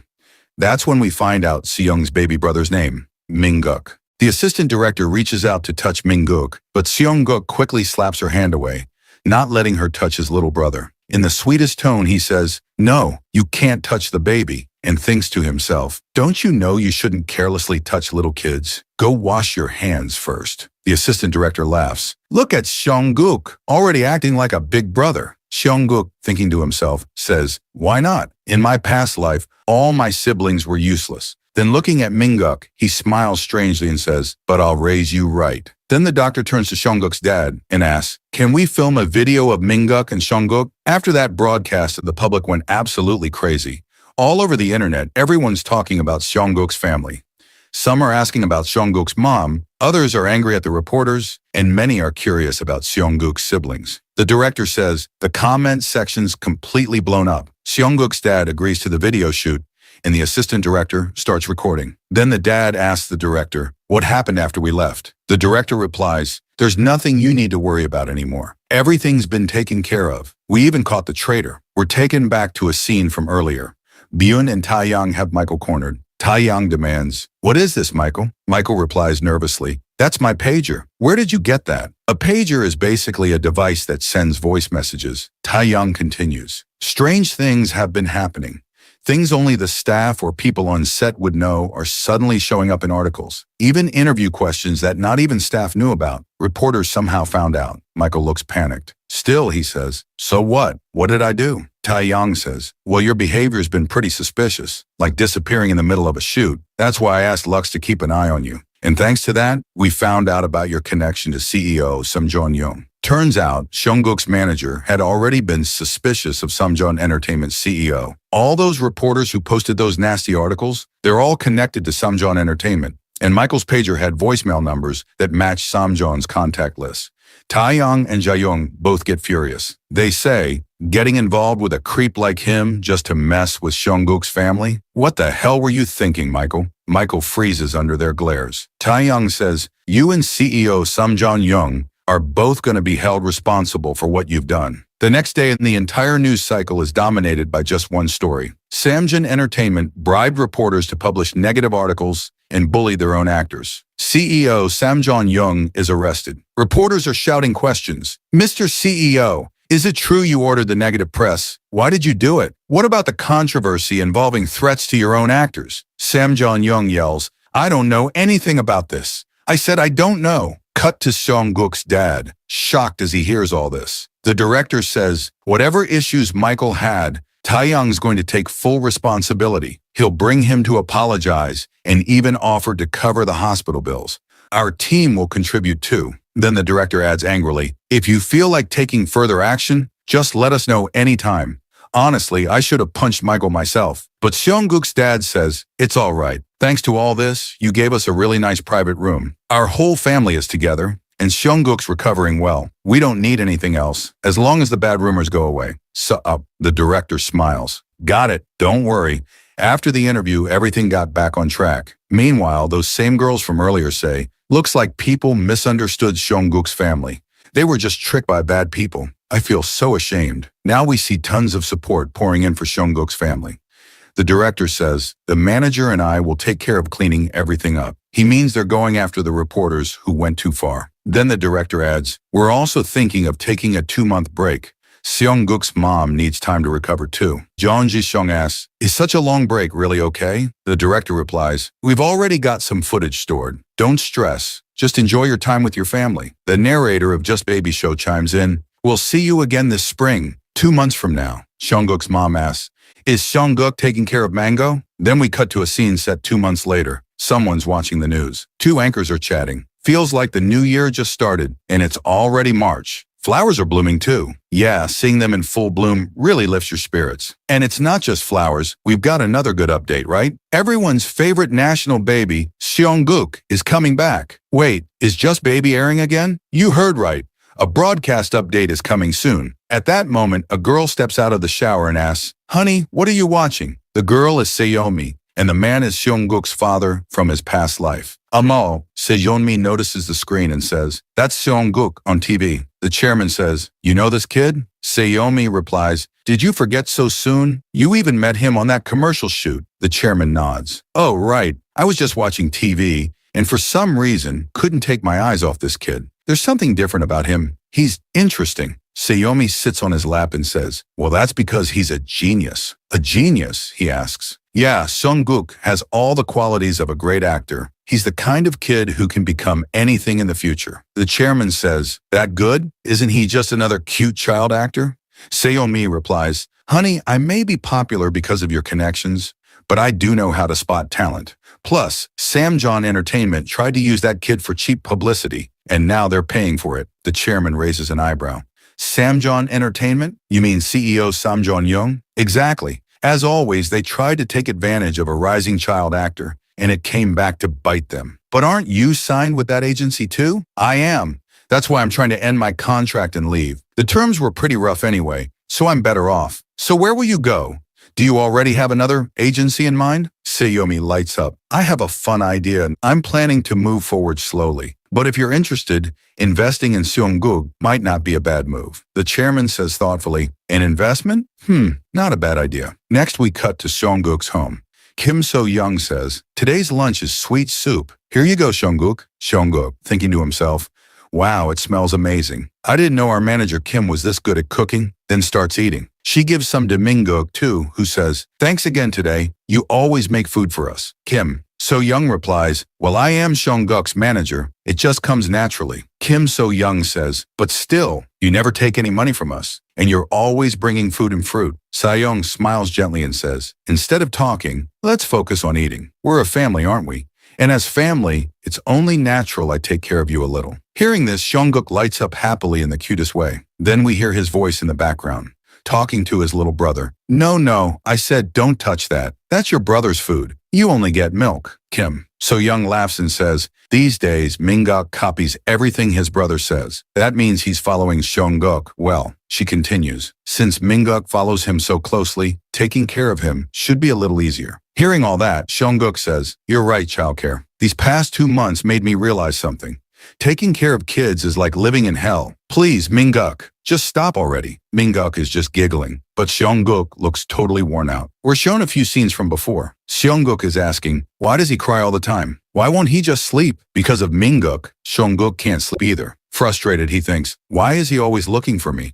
I only went to the bathroom. Basically, Mingguk is obsessed with his big brother. Seongguk says, all I wanted was a sibling different from my last life. Someone who could be like my servant? No, I mean loyal follower in the future. He's lying. He really did want a servant. Right now, Mingguk is looking at his brother with so much love that Seongguk starts sweating. Seongguk says, Mingguk, just stop already. But Mingguk looks so cute that Seongguk gives in and says, crying a little, okay, fine. Just for today, I'll feed you myself. Please grow up soon. Watching them, Seyoung and Kim So-young both laugh. Seyoung says, one kid taking care of another. Kim So-young adds, yeah, and because of Seongguk, it's actually been easier for me. There's no more obedient child than our Seongguk. Seyoung then says, Seongguk, have you thought about moving to a new house? Seongguk looks a little surprised. Seyoung continues, now that you've got 2 kids, it might sound funny coming from your landlady, but honestly, this house is too old and small to raise kids in. Kim So-young says, but we don't really have the money right now. Seyoung turns a little serious and says, what if the money came to you? Kim So-young looks surprised. Seyoung leans in and says, Samjong Electronics contacted me. They want to make Seongguk their exclusive model. Kim So-young is shocked. Exclusive model? For Samjong? Well, her reaction makes sense. Samjong is one of the top companies in the world. Seyoung calmly says, yes, they made the offer and said they'll send over detailed contract terms soon. Talk to Jeon Ji-seong about it too. If you forgot, Jeon Ji-seong is Seongguk's dad. And honestly, I forgot too. Seyoung adds, this is a huge opportunity. Kim So-young looks a little worried. Seyoung says, but for now, let's eat. Don't forget, we still have to go to the broadcasting station later.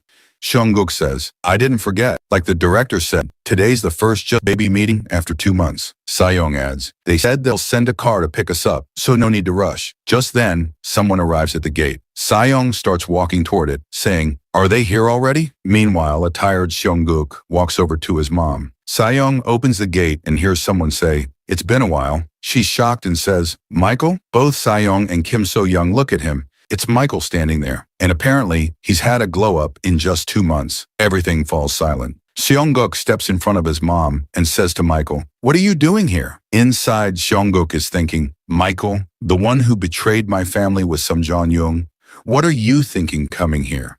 Don't tell me you're here for revenge or to hurt us again. But something's off. Michael actually looks a bit sad. Then Taeyang shows up from behind and smiles, saying, hey, it's been a while. Seongguk's mom is surprised to see him too. Taeyang says, looks like Michael scared you. We've been wanting to see Song-guk again and brought the car too, so this guy could apologize properly. Then he looks at Michael and says, go ahead. Michael says, I'm sorry, I was wrong. Seong-guk, fuming inside, thinks, you really think an apology is enough? But his mom says, thank you for apologizing. I'm sure you have your reasons. Seong-guk is shocked to hear that. His mom continues, I hope we can work well together again. Now even Min-guk looks shocked. Inside, Seong-guk thinks, same here, manager. She's always been like this. So kind. Michael looks at Seong-guk, who stares back and thinks angrily, as great as my parents are, I'll be that much stricter and more perfect.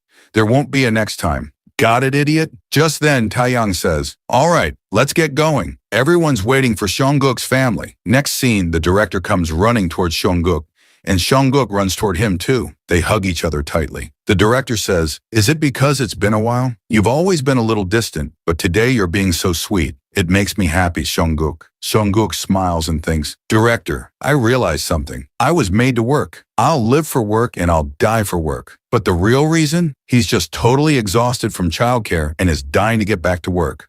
The guy's clearly traumatized. True. The director turns to Seong-guk's mom and asks, how have you been? Then we see Min-guk's expression change. He's about to cry. The director walks over and says, Min-guk's gotten even cuter these last 2 months. And right then, Min-guk starts crying. He wants to be with his brother. Surprised, the director asks, why is he crying all of a sudden? Seong-guk's mom smiles and says, Min-guk always tries to stay close to his brother. He's crying because he can't see him right now. In the background, Seong-guk pleads, Director, please save me. Start the shoot already. The director realizes why Seong-guk was being so affectionate earlier. Then he turns to Myung and says, it's been a while, manager. Over the past 2 months, there have been a few small changes. Now that everyone's here, let's get started. He adds, we still have about 20 episodes left until the final one. If everything goes according to plan, the last broadcast will be in September. Seong-guk's mom looks a little surprised, and Myung listens carefully. The director says, for the first broadcast of the year, I'm thinking of starting with a cherry blossom picnic. Next we see Taeyang and Jaeyoung. Both are stunned by Seong-guk's look. Taeyang says, Seong-guk, you look like an actual cherry blossom festival. Jaeyoung says, you're basically spring personified right now. Taeyang adds, looks like the styling team really went all out. Then he asks, do you like getting compliments, Seong-guk? Just then, the assistant director calls out, we're starting the shoot soon. All members, please gather here. Jaeyoung picks up Seong-guk and says, let's go. Just then, a black car pulls up. The driver says, we've arrived at the filming location just as you instructed, Vice Chairman. Inside the car is none other than the chairman himself. Yes, the one from Samjeon Company. Why he's come here, we're about to find out. Looking out the window at Seong-guk, the chairman thinks, did I really need to come here myself? We're shown a flashback. Inside the chairman's office, a man steps in and says, that concludes today's business report. But then, the chairman asks, Secretary Young, what about that matter? Secretary Young replies, you mean the exclusive contract with that child, Jaeyoung-guk? The chairman nods. Yes, what's the update on that? Secretary Young explains. Just as you instructed, we made them an offer, but the parents seem a little overwhelmed by the scale of the contract. Progress has been slow. Would you like me to apply some pressure? The chairman shakes his head. No, let it be. What's more important is this. What do you think about the contract, Secretary Young? Secretary Young pauses, then says, to be honest, for someone with that little experience, it does seem a bit excessive. Is that child really worth that much? The chairman replies, worth? There's something captivating about him. An undeniable connection, like blood relation. You get what I mean? He clearly feels a blood bond with Seong-guk. Looks like he hasn't truly forgotten him. This story is about to get more intense. Back to the present, the chairman steps out of his car and says, wait here, I just need to confirm something. Jaeyoung spots him and turns to Taeyong in surprise. Hey, isn't that guy the vice chairman of Samjeon? Seong-guk sees him too, and his heart starts to race. In his mind, he says, my father from my past life. What kind of man is he really? He remembers how the chairman was raised as the eldest son of the man who built the Samjeon Empire, his grandfather. He was groomed from a young age to be the heir. Though his leadership style was different, his grandfather was a founding monarch. His father, the current king, was all about performance. Performance-oriented. That's the word that suits him best. A man who cared only about results, be it his wife, his company, or his children. Min-guk and Mi-jin couldn't live up to his expectations and always ended up doubting themselves. But what about me? Well, I was the son who shattered his expectations and soared far above them. I was a genius, but still, our relationship was never comfortable. He was my father, and I was his son. It was irritating. Back to the present. By mistake, Seong-guk blurts out, "Father." The chairman looks surprised. Seong-guk quickly covers his mouth thinking, "That slipped. I didn't mean to say it." But the chairman walks up with a smile and says, "Hello, Seong-guk. Do you remember me? We met during that washing machine cover shoot." "Oh," Seong-guk responds coldly. "No, I don't know you." The chairman smiles faintly. "Really? Then why did you call me father?" Seong-guk quickly denies it. "I didn't." The chairman says, "That's strange. I could have sworn I heard it." And in his mind, Seong-guk sighs, "I forgot. This man's unbelievably stubborn." Just then, the director and Kim So-young arrive. The director asks, "Vice Chairman John Ji-sung, what brings you here?" The chairman says calmly, "I just wanted to see Seong-guk quietly. Sorry if I disrupted the shoot." The director, a bit confused, asks, "To see Seong-guk?" The chairman responds, "Yes, I just wanted to see him in person. His bright eyes remind me of my own childhood. Seeing him like this only confirms it." Turning to Kim So-young, nods. "Have you had the chance to review the contract?" She nods. "Yes, I've looked it over." The chairman smiles. "We're always ready for an exclusive contract. Please contact us once you've made your decision. And if you have any additional conditions, let us know." Just then, Seong-guk blurts out, "Money! I want money!" His mom quickly covers his mouth. But inside, Seong-guk is screaming, "Give me money! My past life dad's loaded." The chairman chuckles and pats his head. "Why not? I'll have the money ready for you." Then he adds, "I'll see you again once you're ready," and walks away. Seong-guk, in his thoughts, says, "Father, I never thought I'd get involved with you again in this life. A vice chairman of a massive business group and a regular guy like me. There's such a gap between us." We're shown a flashback where the chairman smiles and says, "A new project. I can trust you with it, my smartest son. I expect great results." Back to the present. Seong-guk smiles. The director says, "All right, let's start the shoot again." And Seong-guk thinks, right now what matters most is my current life. Let's focus on the shoot. We see arcs from each episode: spring picnic special, Children's Day special, summer vacation special. Then we cut to a scene outside the studio where a crowd of fans is gathered. Kim So-young says, "It's packed again today." The assistant director asks, "How do they even find out we're filming here?" "It's getting hard to shoot thanks to all the JS fans." Seong-guk says to Kim So-young, "I want to go down." The assistant director nods. JS is basically a national idol group now. Be careful. Some fans even sneak onto set. As Seong-guk walks downstairs, he thinks, "Wow, these kids really grew up. JS isn't just a group of kids anymore." In fact, what he means is they've become insanely popular. He narrates, "As JS Baby got more famous, they never neglected their concerts or albums. That's why they became top idols in the music industry over the last 6 months. And of course, I did a bunch of top-tier commercials too. Kids' fashion lines, luxury products, you name it." He smirks. "Even the director got a fat bonus, I heard." Meanwhile, the assistant director says to Kim So-young, "I need to talk to you for a moment." Seong-guk keeps walking and thinking, "With everyone around me successful, JS Baby doesn't have much time left. Maybe the next shoot after the upcoming episode will be our last." He adds, "I'll go ahead first." But suddenly someone grabs his hand, startling him. "Seong-guk, will you help me?" Seong-guk freaks out. "You scared me." Turns out it's Taeyong, hiding from fans. He whispers, "Calm down, they'll hear you." Seong-guk asks, "So what do you need help with?" Before he can answer, the assistant director shows up. "What are you two doing here? Get to the set." Taeyong hesitates. I wanted Seong-guk to help us pick our title track." Scene shifts. The assistant director hands him a mic. Taeyong says, "Are we really filming this?" "It's not that special." The director, filming, says, "Then tell us. What's up, Taeyong?" He explains, "We're about to release a new album. All the songs are done, but we can't agree on the title track. Everyone's got a different opinion. It's even causing fights. That's why I asked Seong-guk to help choose." The director raises a brow. "I know he's smart, but a 1-year-old picking your title track?" Meanwhile, Seong-guk listens to each song with full focus. Taeyong adds, "At first we were unsure too, but then we remembered. Seong-guk made us who we are today. Even though we had no experience, we learned a lot about childcare thanks to him. We wanted his mark on this album before the show ends and we all go our separate ways." Seong-guk listens carefully. Jaeyoon says, "You liked the second song more, didn't you?" "No way. It's the third one, right?" They all look at Seong-guk, waiting. Seongguk thinks to himself with a smile. Having me choose the title track? Smart move, my kids. Your big bro knows the future. Then he says aloud, I choose this one. He picks It's a Lie. Lux is stunned. This one? But Jaehyun beams. Told you, he's got great taste. The director asks, what song is that? Taeyong answers, it's one Jaehyun helped produce. Out of the three, it's the most unique. Except for Jaehyun and Byun, everyone else wanted to make it a B-side.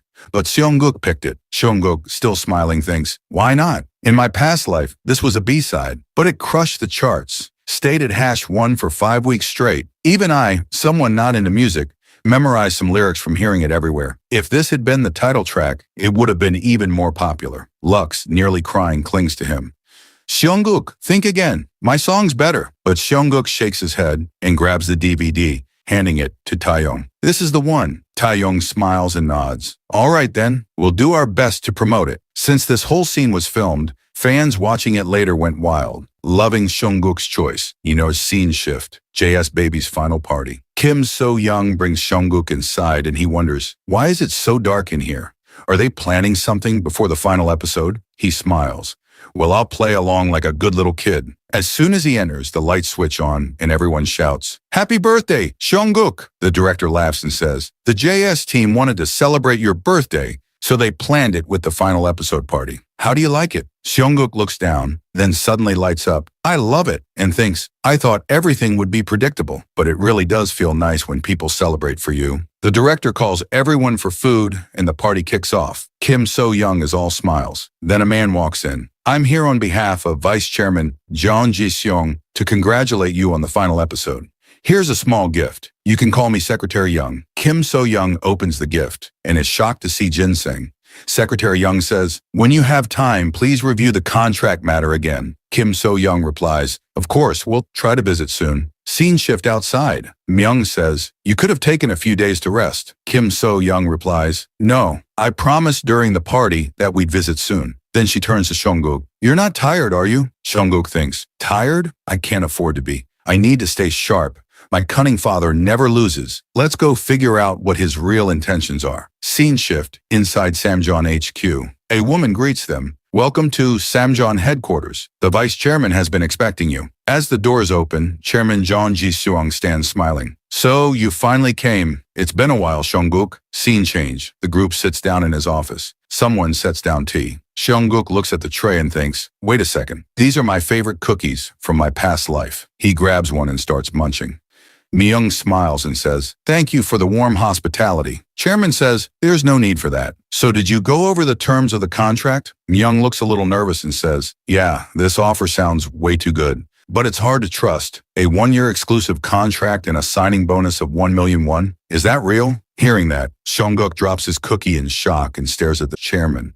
The chairman nods and says, yes, it's real. Seongguk starts thinking to himself, since this contract was proposed by father, there must be something more to it. These contract items are way too good. This kind of treatment is only given to top-tier celebrities. Father, what exactly are you thinking? The chairman smiles and says, you look surprised. Myung replies, honestly, I just don't get it. Why would you offer such a huge amount? The chairman answers with a smile. Well, it's an investment. Secretary Young, show her the documents. Secretary Young hands a file to Kim So-young and says, this is the Samjeon Scholarship Program we've been running for a long time. Samjeon is always looking for talented individuals to support. The vice chairman judged that Seongguk is a gifted child worthy of that scholarship support. Kim So-young is shocked. Our Seongguk is gifted and smart, yes, but still, this is a lot to take in. Oh, the chairman continues. Seongguk, in my eyes, you're very special. You're smart and brave. With the right support beyond your expectations, I believe you can become someone truly great. What do you think? Kim So-young looks even more surprised and is about to say something when Seongguk interrupts. Why not? Inside, he's thinking, he's obsessed with results. In my past life too, father liked talented people. Your judgment's on point. I'll become more capable than all the talents you've surrounded yourself with. Then Seongguk confidently looks at the chairman and says, I'm going to be the best. Kim So-young asks, Seongguk, what are you saying? But seeing his determination, the chairman is impressed and says, at this age, you already have more spirit than my own kids. Now I'm even more convinced to support you properly. Let me hand you the contract draft again. Both Myung and Kim So-young are shocked. The chairman adds, take your time. I'll wait. This contract will definitely benefit Seongguk. The scene shifts to their home. Dae-dun, Kim. So Young says, Seongguk, Mingguk, it's bedtime now. She puts the kids to sleep and comes out. Seongguk's dad says, you worked hard putting them to bed. You're Kim. So Young replies, honey, what do you think? His dad says, it's not like I know much about this. But like you said, it's an incredible contract, $1 million bond. I've never seen numbers like that. Kim. So Yang admits, to be honest, I'm scared. It's scary how someone like the vice chairman of a huge company like Samjeon is so focused on Seongguk. What if we accept such a good contract too fast and something goes wrong? Seongguk, overhearing this, thinks, yeah, that makes sense. For people who haven't even saved millions before, $1 million contract would definitely be scary. He tries to explain with an example. Think about a fly raised inside a jar. When it gets out, it can only jump as high as the jar was tall. Because we grew up poor, when we get opportunities or money bigger than our dreams, it scares us. That's the real danger of poverty. It scares people so much they stop even trying. Maybe I should try explaining it to them better. But just then his dad says, Kim So-yang, should we accept the contract? Seongguk is stunned. So is Kim So-yang. His dad continues, think about it. With this contract, Seongguk could live a totally different life. Not like ours, but going to a great school, landing a great job, maybe even living a life like the vice chairman of Samjeon. With this much money, we could even start a new life ourselves. Hearing that, Seongguk is happy. This is exactly what I wanted. His dad adds, for a better life, I want to take this chance. For that hope. The next scene shows Secretary Young arriving. He says, thank you for reaching out. The vice chairman was thrilled you replied so quickly. He thought it might take over a week. Kim. So Young says, about the changes to the contract terms I mentioned over the phone, Secretary Young responds, yes, just like you requested. We shortened the contract duration to 1 year and lowered the signing bonus from 1 million won to 1 million bond. And taking Seongguk's well-being into account, we added a clause to prevent overworking him. So-young reviews the contract and thanks him. Seongguk says, I want to see it too. Kim So-young replies, all right, let's sign the contract. Just then, Secretary Young says, before that, we'd like to propose a few changes of our own to the contract, if that's okay. Everyone is surprised. Myung, Kim So-young, and Seongguk. Secretary Young pulls out 2 documents with a smile and says, there are 2 important points I'd like to explain first. But Seongguk snatches the documents from him and starts reading them carefully. Secretary Young smiles nervously. Seongguk, please give those back. They're for adults. But Seongguk innocently asks, stocks? Apartments? What does this mean, Secretary Young? Secretary Young is completely shocked. Trying to control the situation, Seongguk switches into child mode and smiles. What are stocks and apartments? I'm curious. Tell me. Inside, he's thinking, you're surprised, huh? Secretary Young, acting like a kid at this age seems a bit much, but to figure out father's plan, I'll do whatever it takes. Again, with wide-eyed innocence, he says, I'm curious. Tell me, please. Kim So-young suddenly asks, wait, Seongguk, you can read? He replies, yeah, I can read. She asks, since when? Secretary Young is amazed. Wow, a 4-year-old taught himself Korean reading? Seongguk explains he learned by watching TV and reading newspapers. Back to Secretary Young, who says, can he really read such complex words? The vice chairman was right. This kid is a gifted talent. Investing in him will be worth it. He smiles and continues. Let me explain. Since you lowered the signing bonus from 1 million won, we'd like to compensate by giving you stocks in Sam Electronics worth the same amount. 1 million won in stocks, and a premium apartment in Samjeon's upcoming Jamsil development. Once construction is finished this year, we'd like to reserve a special Pyeong unit for you. Kim So-young is shocked. Seongguk reads through the documents again and thinks, so the stocks in-house are here. The document says, if the required 1-year service period isn't completed, all gifted stocks will be reclaimed immediately. Any taxes on stock returns will be the receiver's responsibility. Seongguk thinks, just as I thought. This is father's strategy. Tempt people with rewards to earn their loyalty. But those rewards are only given if you prove yourself over time. The sweet promises are just bait to make people serve loyally. This tactic feels familiar.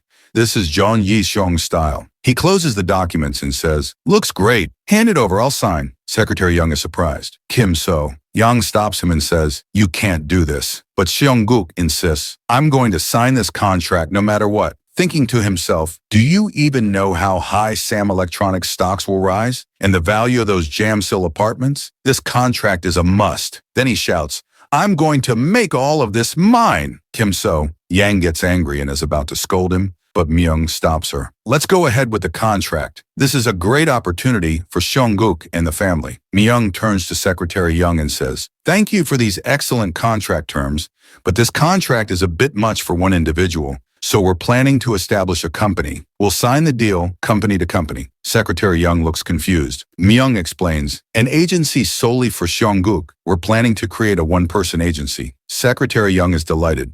"That's a great idea, especially since more contracts will come in the future." Seong-guk smiles and thinks, "This will be my first company, with my name on it. Manager Kim probably came up with this idea to help me." Then we flash back to a few days earlier. Myung had asked, "How about forming a one-person agency?" Seong-guk had thought, "How did she come up with such a smart idea? But I'm not stopping at just one-person agency. I'm planning to build a global company." Secretary Young smiles at Myung. "Let me know if I can help in any way. I'm excited to work with you." And finally, Seong-guk signs the contract, happy and confident. That night, Kim So-young tells her husband everything. He's stunned. Stocks and apartments?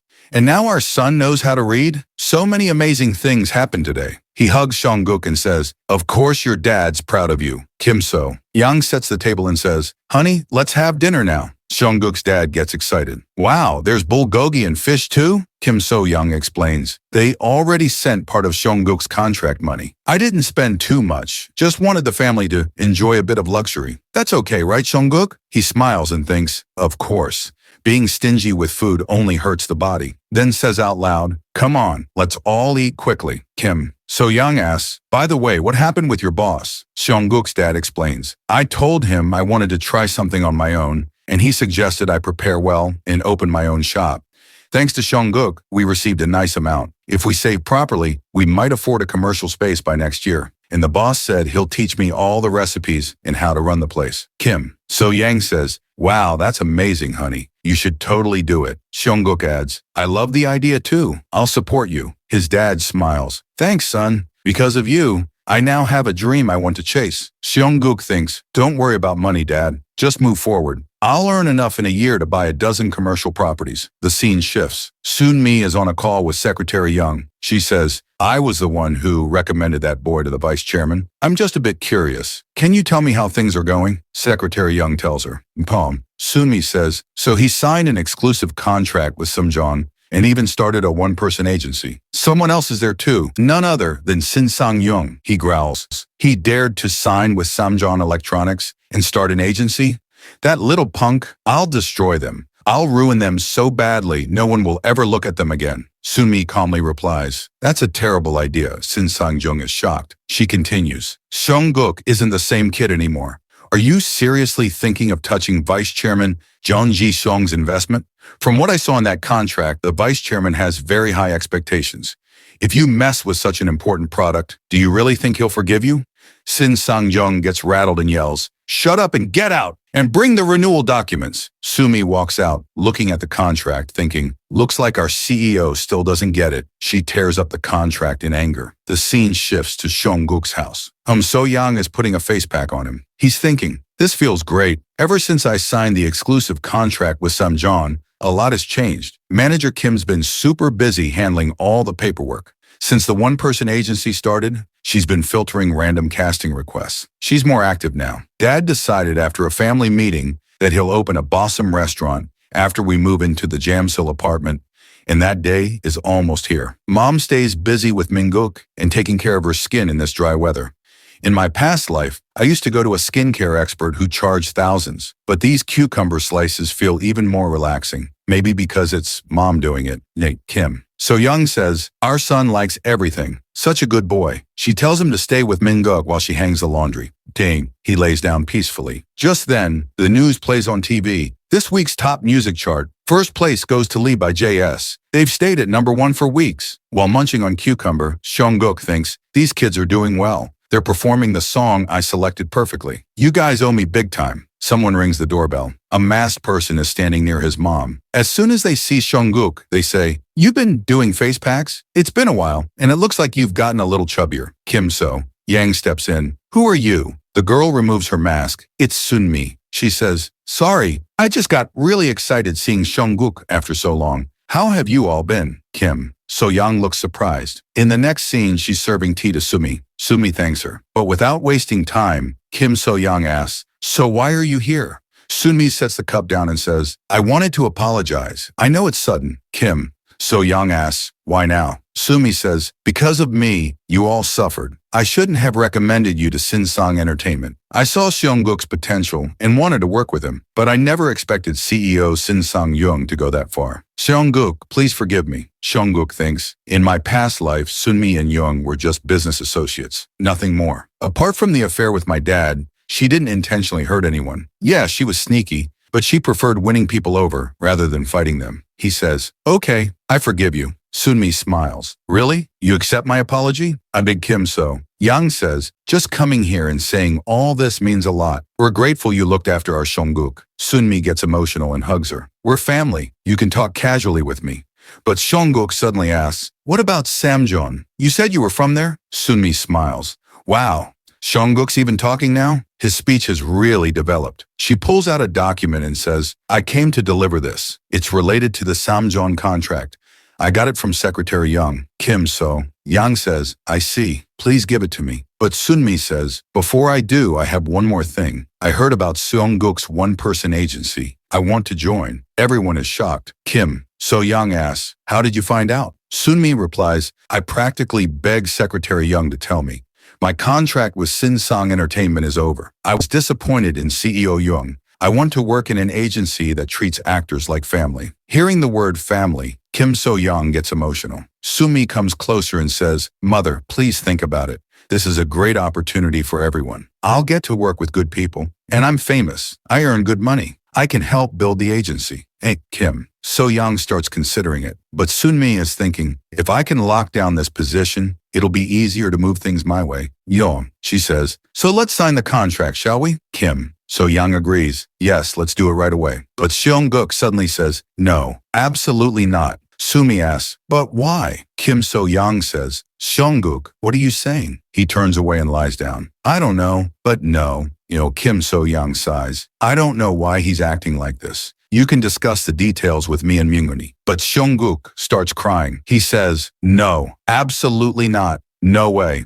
Hearing this, Kim So-young is shocked and says, he's never acted like this before. The noise wakes up Minguk, and as he hears his brother's voice, he thinks, my brother is crying. My brother is crying. And he starts crying too. Seeing this, Kim So-young gets even more worried and says, oh dear, now Minguk's awake too. I'm so sorry, Miss Sainami. I'll be right back. And she quickly steps out.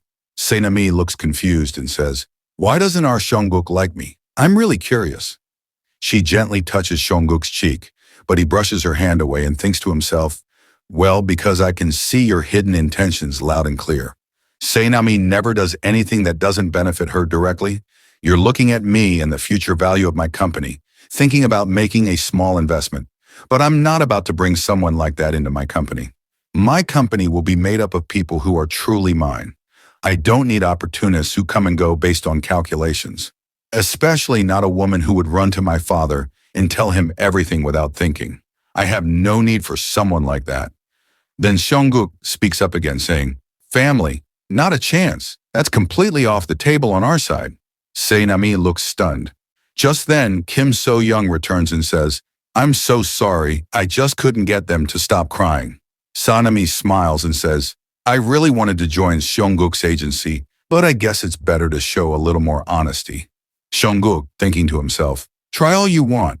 Sanami sets down some documents from Samjeon, slips back into her usual cool, masked demeanor, and says, we'll talk again later, as she walks out. Seong-guk, in his mind, continues, it's not that I don't recognize Sanami's value. I just want someone who genuinely wants to become a member of this agency, not someone who's just passing through. But what Seong-guk forgets is that his mom, Kim So-young, is furious with him. She scolds him, saying, what kind of behavior is that in front of a guest? She was so shocked she left immediately. Do you think it's okay to be rude to someone just because they're older? Trying to deflect, Seong-guk quickly shows her the documents Sainami left behind. Kim So-young is still angry, but as she opens the documents, she sees they're related to an advertisement, an upcoming spinning product by Samjeon, rolling on the floor. The scene shifts to an outdoor location where they've arrived for a commercial shoot. Kim So-young says it's in Seoul. Today, they're filming a new advertisement for Samjeon Company's latest vacuum cleaner. The director meets Seong and his mom, looking pleased. Seong's mom mentions that they've received sponsored clothes and says Seong looks really good in them. But Seong thinks to himself that Petit Cochon, a brand name, actually means little pig in French, which makes him feel a little insecure about his bulky figure. Just then, the chairman's car pulls up, and with him is Samjeong Company's founder, Jeon Yoshin, Seong's grandfather. The founder tells the chairman not to think of him as an old man. He faked being sick just for the media. He's clearly unhappy about the chairman's idea for the new ad, which centers around a child actor. He believes Samjeong has always produced classy and professional advertisements. The chairman tries to explain that change is necessary. He says this new ad style is trending and will help Samjeong move away from its boring old image. The founder gets annoyed hearing that, but seeing the chairman's confidence, he reluctantly agrees to let him do things his way. When he sees Seong, he asks why the chairman is putting so much effort into that kid. The chairman smiles and says, he's an investment. The founder is surprised and asks what's so special about the kid. A flashback plays where the chairman is convincing Seong-mi to let Seong join their agency. Seong-mi explains it's an investment because the entertainment and advertisement industries are changing fast. These days, it's all about looking relatable and approachable. Seong is adapting his image to fit market trends, which could make him a valuable asset in the future. Back in the present, the founder watches Seong reading and is stunned when the chairman tells him Seong is only 3 years old and already knows how to read. The founder's shocked, even a bit regretful, saying that none of his grandkids are on this level and wishes Seong were his own grandson, not knowing he actually is, and even better than he imagines. Seong, in his mind, resolves to make this ad a huge success and raise his own value. That's when Xian, Ayong, and Lucas from the jazz group come running over. Xian greets Seong's mom, and Seong looks a little annoyed. Lucas tells Seong that the title song he picked for them has been at #1 for 30 weeks, making them a household name. Seong says they owe him now. At the shoot location, the assistant director calls for Seon and Byun. Seong asks about Michael, and Taeyong tells him Michael left the group. Seong is shocked. This wasn't supposed to happen. In his past life, Michael had stuck with jazz till the end. The assistant director watches Xian and Byun argue. Xian's upset, thinking Byun is looking down on him just because he's struggling with acting. But Byun's just frustrated with Xian's attitude. Xian starts acting, but it's a bit too exaggerated. Seong figures out Xian is a pure idol. Fans love his sweet and innocent personality, but when it comes to acting, he's still green. Byun, on the other hand, is more straightforward and unfiltered, and surprisingly a good actor. Seong asks Byun to give it a try, and he nails the scene, leaving everyone impressed. The assistant director starts considering giving the role to Byun, but she's worried about upsetting Xian. Seong thinks to himself that Xian is quick to understand and not the type to let his ego get in the way. Xian proves him right.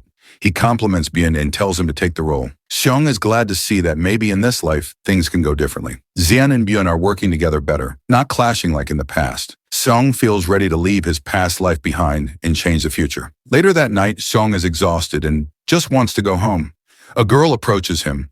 Seong's mom is surprised. It's Seomi who comes up to her and says, "After such a long commercial shoot, I came to help Seong's team. I even brought my car." In his head, Seong thinks, this clever woman. She said she'd try her best and she's already making her move. I'm too tired for this, so I'll just pretend not to notice and accept her kindness. Seonmi says, "Please get in the car and relax. I'll drive you home. Oh, and I also made a reservation at a great place." The next scene cuts to a large building where the car stops. 2 women welcome them. Seonmi says, "I booked us a room here." Seong is stunned. In his mind, he says, "This place? It used to be my favorite in my past life. The black bean noodles here are the best. I can't believe I'm seeing this place again. Back then, I used to sneak out here, sit alone and eat my heart out. In this life, I never thought I'd even get to think about this place, let alone come here. I figured I wouldn't see it for another 10 years. Thank you, Seomi." Then he starts eating. Kim So-young says, "These dishes look pretty expensive." Seomi smiles and says, "I told you, I'm giving my all to join your agency. You just enjoy your meal. Oh, and to prove how serious I am, we also dealt with Si Seong-young." Kim So-young is surprised. Seonmi explains, "Even after doing Seong wrong, he kept spreading rumors about me and the chairman, so we taught him a little lesson." Seong finishes eating and says, "So that's what she meant by being honest." Then he tells her, "All right, Seonmi, you can join. I'm ready." Seonmi lights up and asks, "Are you accepting me just because you like the food?" Seong thinks to himself, it wasn't just the food. It's confirmed. The future can change.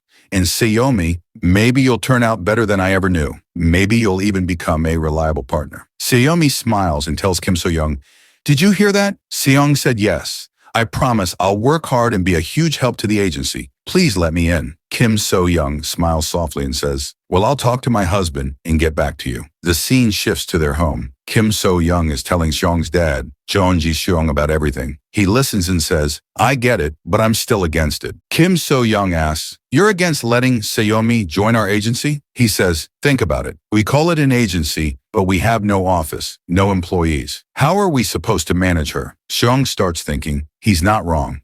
Right now, we only have one person running everything, our manager. Even if I help with HR and planning, we need someone to handle the company's finances. But finding good employees isn't easy. We need someone we can trust. Just then, Seong gets an idea and runs off. Ji-seong says, we should hire staff first. Ma-young agrees. We need at least an accountant. Hearing the word accountant, Kim So-young starts thinking. Seong returns holding a book. It's an accounting textbook. She's shocked. Seong says, this is Mom's. Kim So-young studied accounting. Myung asks, is that true, Kim So-young? She admits, I graduated from a commercial high school and even worked as a bookkeeper. I was thinking about getting back to work, but I don't know. Seong interrupts her. You can do this, Mom. She looks touched. Seong thinks, experience doesn't matter. It's just a small accounting startup. Trust matters more, and she's perfect for this. Hearing this, both Myung and Ji-seong smile. Myung says, Seong's right. You should give it a try. Ji-seong adds, you've mentioned going back to work so many times. I'll help too, honey. Kim So-young agrees, and everyone's happy. Seong thinks, I can trust this company with Mom. As her son, I'll focus on my talent and passion, and with her, my money will be safe. Sayomi is obsessed with herself, and I'm obsessed with my money. Myung says, the upstairs room is empty. We can set up an office there. It's my building, so no need to worry about rent. Kim So-young is surprised. Are you sure about all this? Myung says, of course. This is my business too, right? Seong smiles and thinks, well done, manager. Having a sense of ownership is so important. Let's build something big with SKJ. The scene shifts. Sayomi comes to Seong's place with a watermelon. She says, I heard you're setting up your office today, so I came over. These desks and supplies look really professional. Kim So-young says, it's just 2 desks in a small upstairs studio. It's old. I feel embarrassed. Sayomi replies, what are you saying? I like places that are clean and efficient. Size doesn't matter. A fancy office means nothing when people like Si Seong-young are outside. Oh, and I wanted to show you this. She pulls out a newspaper article. Top star Sayomi signs exclusive deal with SKJ, Seong's one-person agency. Kim So-young says, there's already an article? Sayomi smiles. Now that I'm in, you can't back out. By the way, where's Seong? Kim So-young invites her in and says, Seong's busy taking care of his little brother. Seong is reading a fairy tale to Minguk. Sayomi is touched. That's so cute. You're reading a fairy tale for him. Kim So-young says, Minguk's learning to walk again and he's glued to Seong like glue. It's hard for Seong to manage him. Sayomi says, Seong's such a good kid, but if Minguk is growing up, maybe he can come with us too. Seong is startled and wonders, wait, where are we going? Sayomi explains, Vice Chairman John Jae's son, John Taegu, has his 10th birthday coming up. Seong looks surprised. Kim So-young asks, birthday party? Sayomi replies, yeah, it's in July at the Samjeon Hotel. It'll be fun. Seong thinks, Taegu's birthday party. In my past life, he never helped me. My careless little brother. Am I really going to see him again? Just then, Minguk touches Seong's cheeks and smiles. Seong says, that's right, you're nothing like him. You don't just follow me, you cling to me a little too well. But wait, July? Why does that date stick in my head? What happened that day? The scene cuts. Everyone's sleeping when a call comes in. Kim So-young picks it up. It's Secretary Young. Hearing the voice wakes Seong up too. Kim So-young says, you mean today's party? Everything was ready, but it's been postponed. There's some major breaking news on TV. Seong rushes to turn on the TV. His dad wakes up too. Seong thinks, July. That's why this date kept bothering me. On TV, the news is reporting, the country's supreme leader has passed away. The government is responding quickly. Cause of death, heart attack. The family is stunned. Seong thinks, that's right, July 1994, the day Kim Il-sung died. Right before South Korea was going to sign a peace agreement with North Korea. Everything got shaken up. People feared another war. From the US to China and Japan, everyone was tense.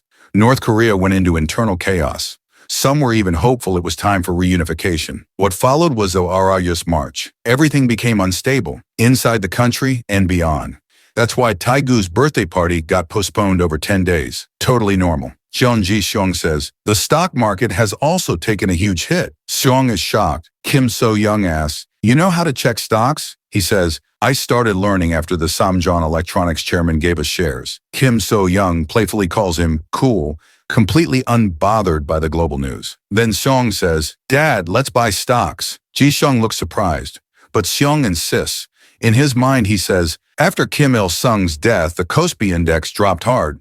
People feared war and started selling to secure cash. That's exactly when to buy, when the market is on its knees. Sell when it's on your shoulders. He says, buy this stock for me. Don't use your money, use mine. If you don't, I won't eat. His parents look stressed.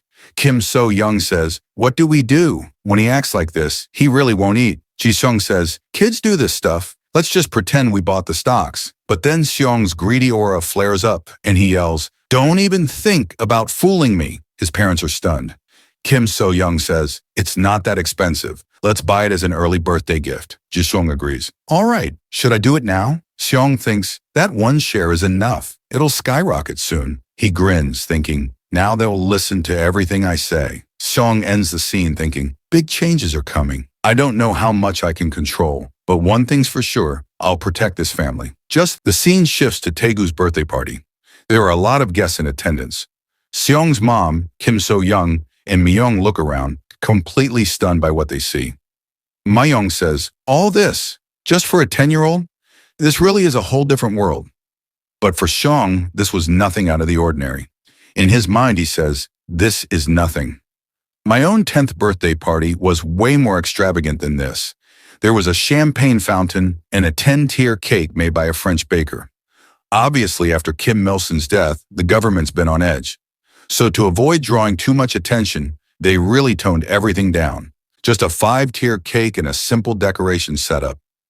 They start moving forward, and all around them, people are talking about just one thing, Kim Il-sung. Just then, Secretary Jung arrives with his son. His son greets everyone and says, hello, my name is Jung Cheol-soo. Si-hyung's mother, Kim So-young, says, your son seems very mature. Si-hyung is surprised to see him and thinks to himself, Jung Cheol-soo, he was someone I really cared about in my past life. Cheol-soo says, nice to meet you, Si-hyung. Let's walk a little. Secretary Jung starts guiding Si-hyung's family to their seats, while Cheol-soo takes Si-hyung ahead. Si-hyung's mom, Kim So-young, says, it's nice that Si-hyung now has an older brother figure who'll look after him. Si-hyung thinks, well, even in my past life, he was a genuinely good kid. But then a girl passes in front of Si-hyung, and he's completely shocked. He whispers her name, Ji-young-hae. Hearing this, Cheol-soo asks, do you know the daughter of Samjeon Steel? Si-hyung replies, I think I've seen her somewhere. Though in his mind he's thinking, of course I know her. She was my first love in my past life. The woman I truly loved, but could never be with, because she was Ji-young-hae. I even thought about marrying her. But when Samjeon Steel collapsed during the IMF crisis, she accepted my father's offer. If she broke up with me, my father would support her family. She betrayed me for a bit of money.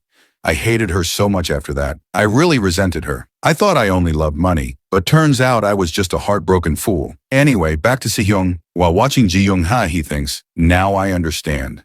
She was just trying to protect her family. The IMF crisis really was a serious problem. Cheol-soo looks confused, but Si-hyung says, nothing. Let's keep walking. Suddenly, someone steps on Si-hyung's foot, making him fall. His mom, Kim So-young, rushes to him, and Secretary Jung helps him up. Si-hyung, clearly angry, thinks, who the hell tripped me like that? The boy who tripped him speaks up and says, so this is the kid, the one my dad praises so much. It's none other than John Taegu, Si-hyung's brother from his past life. Si-hyung is furious. Taegu sneers, he's not even special. Why'd they invite him to my birthday party?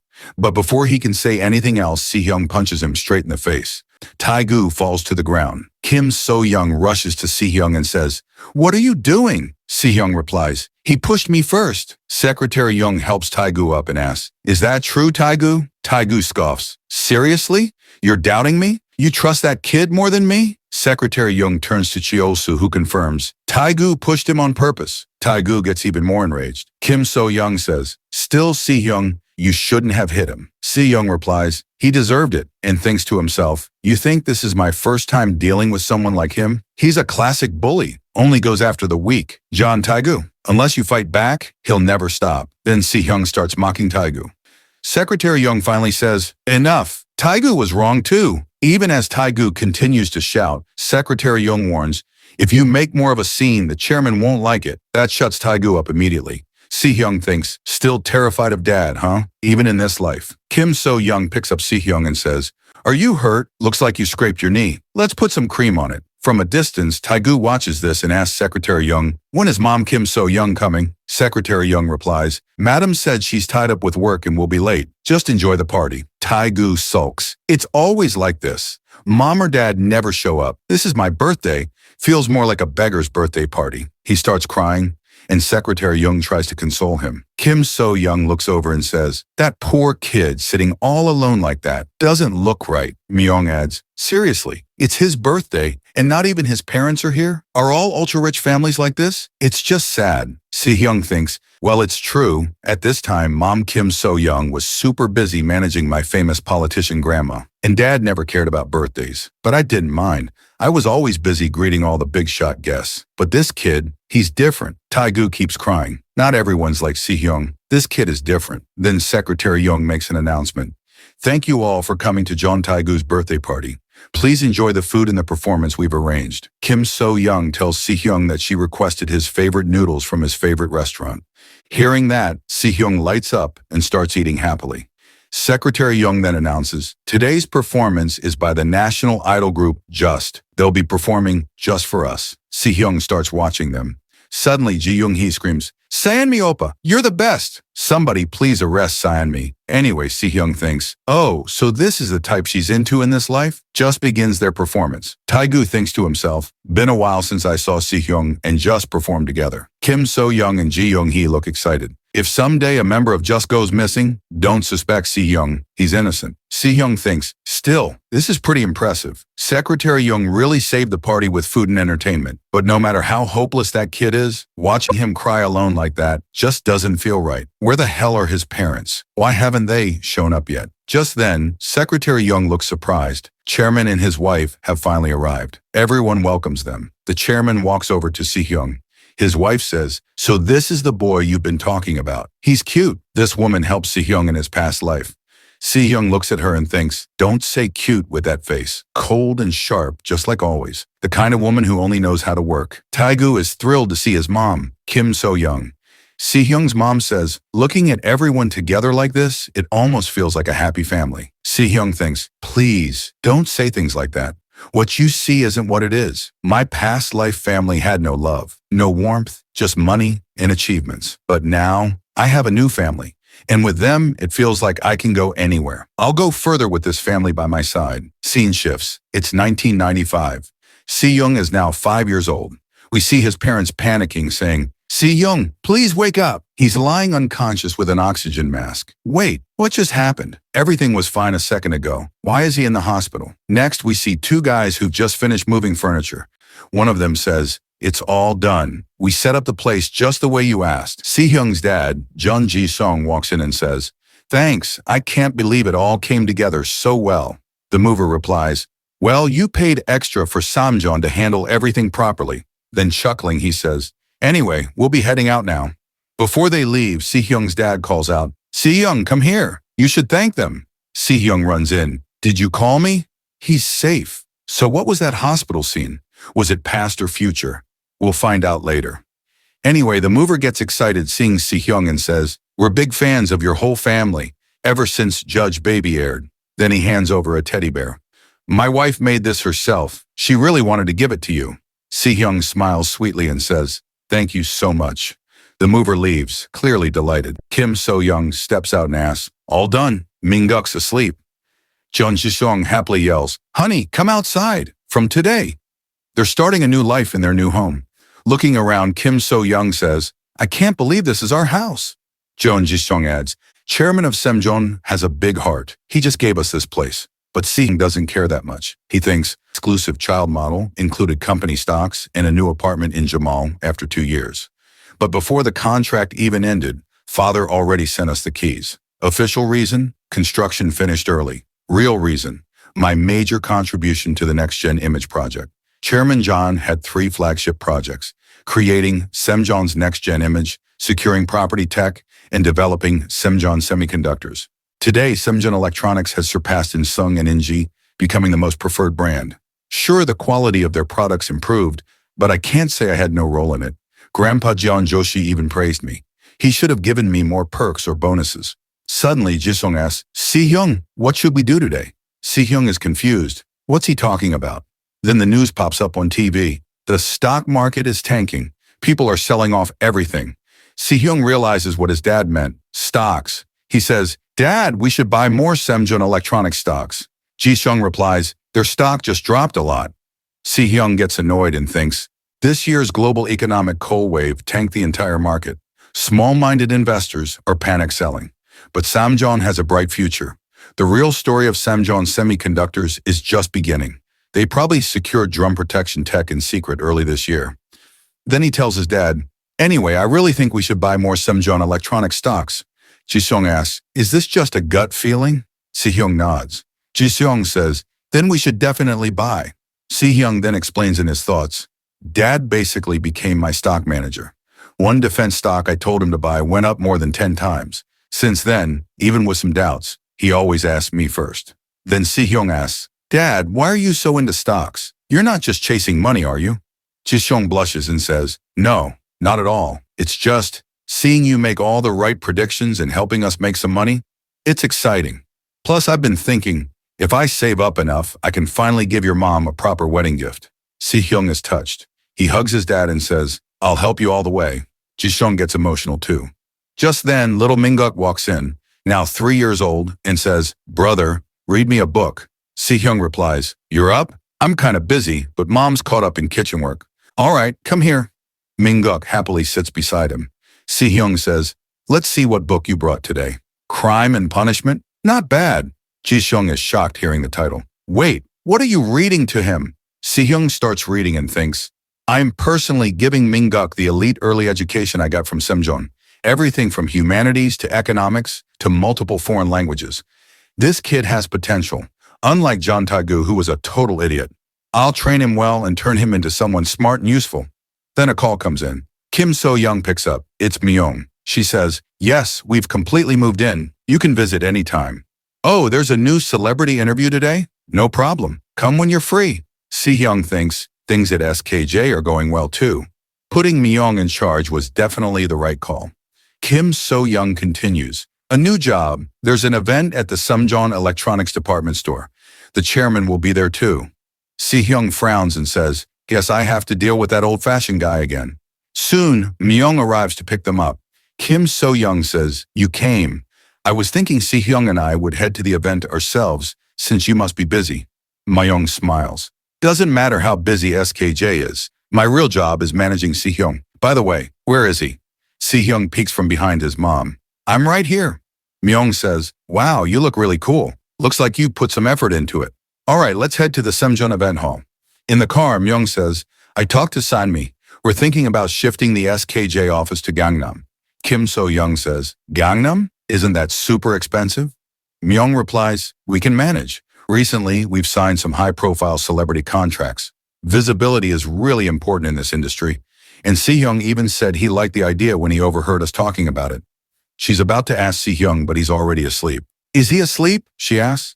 Kim So-young replies, he was watching over Minguk this morning. Must have tired him out. Myung laughs.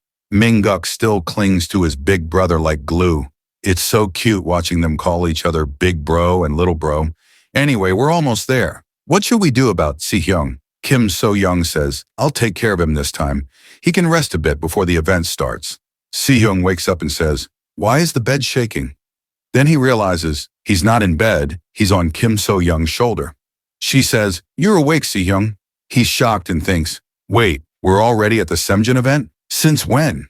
This is all Minguk's fault. Embarrassed, he says, Mom, please put me down. She replies, can't you stay like this for a little longer? He says, no, your back will hurt. Just then a man arrives and says, so you're here. I've been waiting for you. I'm the PR director for this department store. We've prepared a waiting room. You can rest there before the event starts. Si Young asks his mom, is today's event inside the department store? She replies, oh right, I forgot to tell you.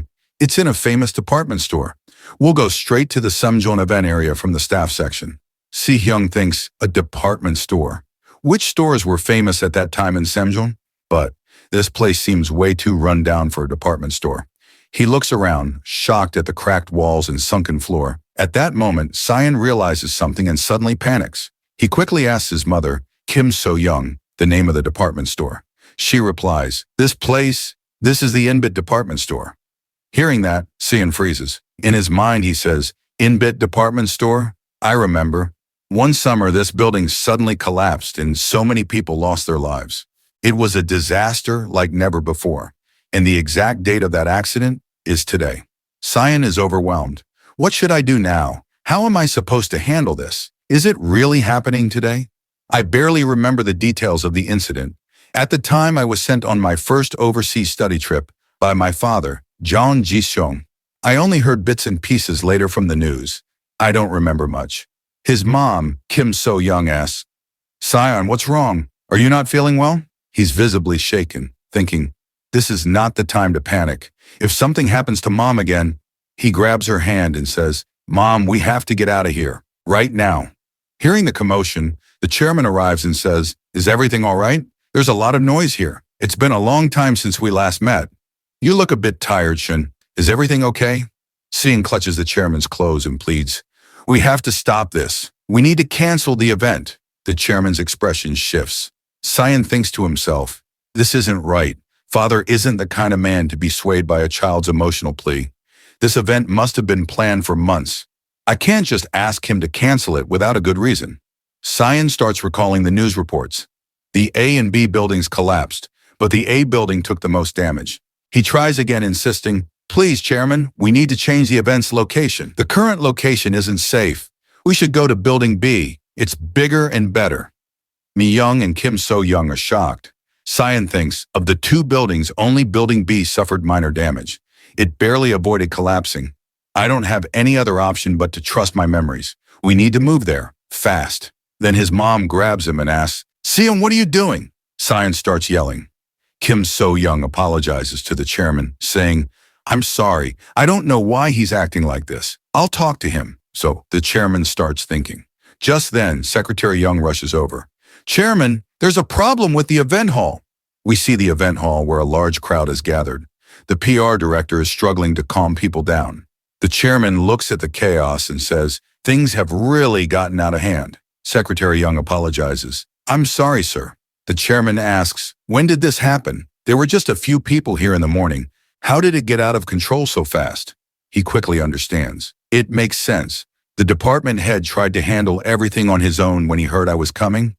The PR director is crying, saying, I can't let the chairman see this. I'll lose my job. The chairman adds, that news report mentioned that Cyan and the Just Group were attending. That must be why so many people came. Cyan gets even more worried and says, this is serious. We don't know when the building will collapse. We have to act fast. The chairman looks at Cyan. So that's what you meant by changing the venue. Cyan smiles slightly. Yeah, that's right. We never know when disaster could strike. Let's move to Building B. The chairman asks Secretary Young, is there enough space in Building B for all these people? Secretary Young replies, yes, from what I know, there's a hall available. The chairman nods. All right, we'll shift everything there. But the PR director objects. Sir, that area isn't ready yet. We're activating our staff to manage the situation here. It would be best to continue as planned. Then Cyan steps between them and insists, no, we have to move to Building B right away. He thinks to himself, I need to save everyone. Mom, Dad, I have to save them all. Seeing his determination, the chairman finally says, understood. Secretary Young changed the venue to Building B's hall. The PR director protests again. Chairman, the ventilation system in Building B isn't working. Neither is the air conditioning. The chairman replies, is that so? But it's still better for people to be uncomfortable from the heat and crowd than to risk dying in a fatal gas explosion. A little discomfort is better than death. He starts walking toward the hall. The PR director is in tears. Secretary Young adds, let's cooperate for now. Cyan smiles, thinking, this is good. Now Mom, Dad, and everyone else will be safe. Cyan looks around and finds what he was searching for, the fire alarm. He says, now all that's left is to trigger the fire alarm. But why is there so much stuff blocking it? I can't get through. Just a little more. Suddenly his mom grabs him. Cyan, what are you doing? This is dangerous. Cyan is sweating and says, I have to sound the alarm. We need to evacuate everyone. He thinks, what is this? I can't breathe. My head is spinning, and collapses. Kim So-young panics. Someone help! Cyan passed out. The chairman rushes over. What happened? She cries. He just suddenly fainted. His whole body feels like it's burning up. The chairman picks Cyan up. We need to get him to the hospital. I'll take him myself. Secretary Young, call an ambulance. Cyan briefly opens his eyes and thinks, no, I have to save everyone, and loses consciousness again. They rush him to the hospital. A doctor asks, what's the patient's condition? A nurse replies, he has a high fever. Kim So-young starts crying. Ma-young comforts her. The chairman yells, where's the hospital head? A nurse, recognizing him, says, Chairman, I'll call him right away. Later in the hospital room, Cyan opens his eyes. Where am I? A hospital? His mom is beside him. He wakes her up. Mom, what happened? Where are we? Just then a news report plays. Continuing coverage. Around 7 p.m., the fifth survivor was pulled alive from the rubble of Inbit department store. Over 100 casualties have already been confirmed. Authorities say they'll do everything possible to save more lives. Seeing him awake, Kim So-young hugs him and cries, Cyan, do you even know how scared I was? She hugs him tightly. Cyan asks, What is all this? We see his hospital room filled with gifts. His father, Jeon Ji-seong, is crying and shouts, You have any idea? All of this was sent by your fans. When they heard you fainted and were unconscious for 3 days, they were shocked. Cyan thinks, 3 days. I've been unconscious for 3 days? The doctor arrives and says, There's nothing to worry about. The boy is perfectly healthy. He just collapsed from stress. Minguk hugs him. Big bro, don't get sick again. The doctor adds, Please take care of him and make sure he doesn't get too stressed. Jeon Ji-seong thanks the doctor. Mi-young says, Good thing it wasn't serious. The family surrounds Cyan. His dad says, Don't ever pass out again. Always stay healthy, my son. Seeing their love, tears fill Shin's eyes. He thinks, Mom, Dad, Minguk, I'm so sorry for worrying you all. Then Shin asks his mom, Did something bad happen? She looks troubled and says, There was an accident. Actually, a very big one. Shin blacks out again. We see a news report. Following the collapse of Inbit department store last Monday, questions are being raised about the building's low-quality construction. Watching the TV, Cyan thinks, So, it finally happened. The great disaster. Over 300 casualties have been reported. I couldn't change anything. I really wanted to stop that disaster. But did I really have no way? Was this all I could do? Is this all John Xian was capable of? Seeing him upset, Kim So-young walks over. Cyan, I don't know what's going through your head, but because of you, we were able to move the event hall in time. That saved a lot of people. She continues. Even the chairman said he's thankful to you. Cyan thinks Father is safe too. She adds, Thanks to you, I and Mi-young Uni survived that accident. I'm so proud of you, Cyan. Hearing that, Cyan gets emotional. Tears roll down his cheeks as he thinks, So that's what it is. I couldn't stop the disaster, but maybe I changed the future a little. As much as I could. Cyan hugs his mother and breaks into tears. Meanwhile, Mi-young makes a phone call. Cyan's awake now. Thank you for covering the VIP room and hospital bills. On the other end, Secretary Young stands beside the chairman. Chairman, Cyan has regained consciousness. The chairman asks, How is he? Secretary Young replies, According to the test results, he's perfectly healthy. When the chairman says, Good, publish the article. Say that Samjin takes full responsibility and will personally lead all recovery efforts along with Cyan. Also, buy a fruit basket for him and go visit personally.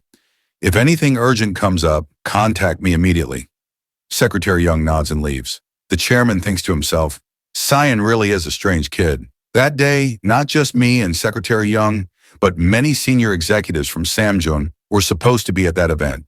If we hadn't listened to him, we could have died. And so would have Just and the other guests. It would have been catastrophic for Samjun.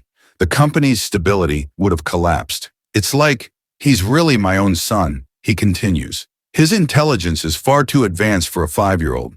Sometimes he does things that words can't explain. I need to know more. Just who is this child? And how is he connected to me? The scene shifts to a small house deep in the woods. A car pulls up.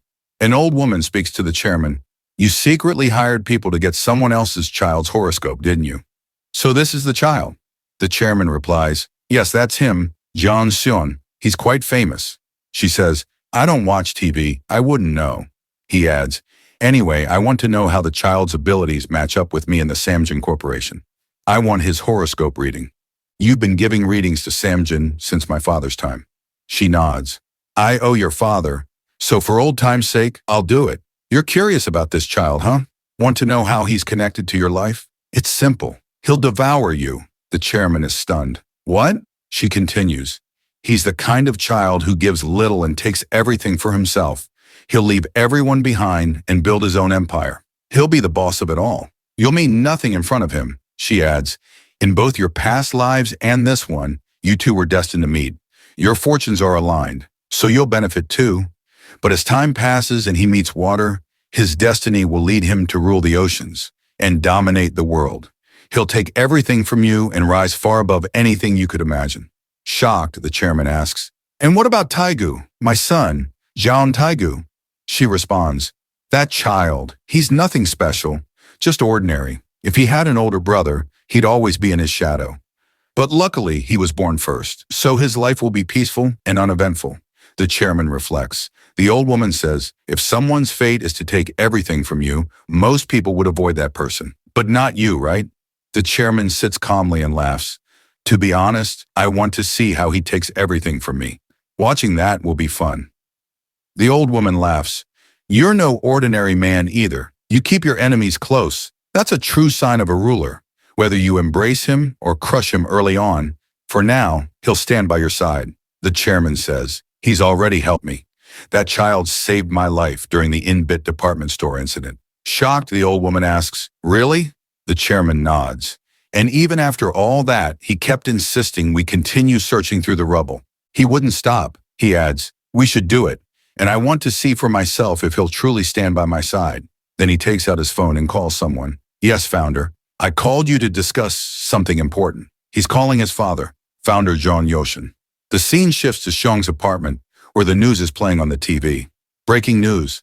The Samjong Group continues to lead rescue efforts at the collapsed in-bit department store. It's been 10 days since the incident. While many believed there were no more survivors, just now, the 13th survivor has been found alive. The government has expressed its gratitude to Samjong Group for continuing the search. Hearing this, Xiong's family is overjoyed. His mom, Kim So-young, says, Xiong, just like you said, there really were more survivors. Xiong, thinking to himself, says, I'm glad to hear that. In my previous life, the rescue operation ended way too early. That's why the 13th survivor wasn't found alive back then. I remember how much backlash there was because of the short rescue period. But this time, that person being found alive, that's real luck. Kim So-young says, honestly, when you insisted to the chairman, I thought I might pass out. But seeing how you saved lives, our Xiong is truly special. Then his dad, John Ji-xiong, adds, and you donated to the victims, just like you said you would, 4 million won. Watching both of them, Xiong thinks, Mom, Dad, even after I was discharged, you kept worrying about me.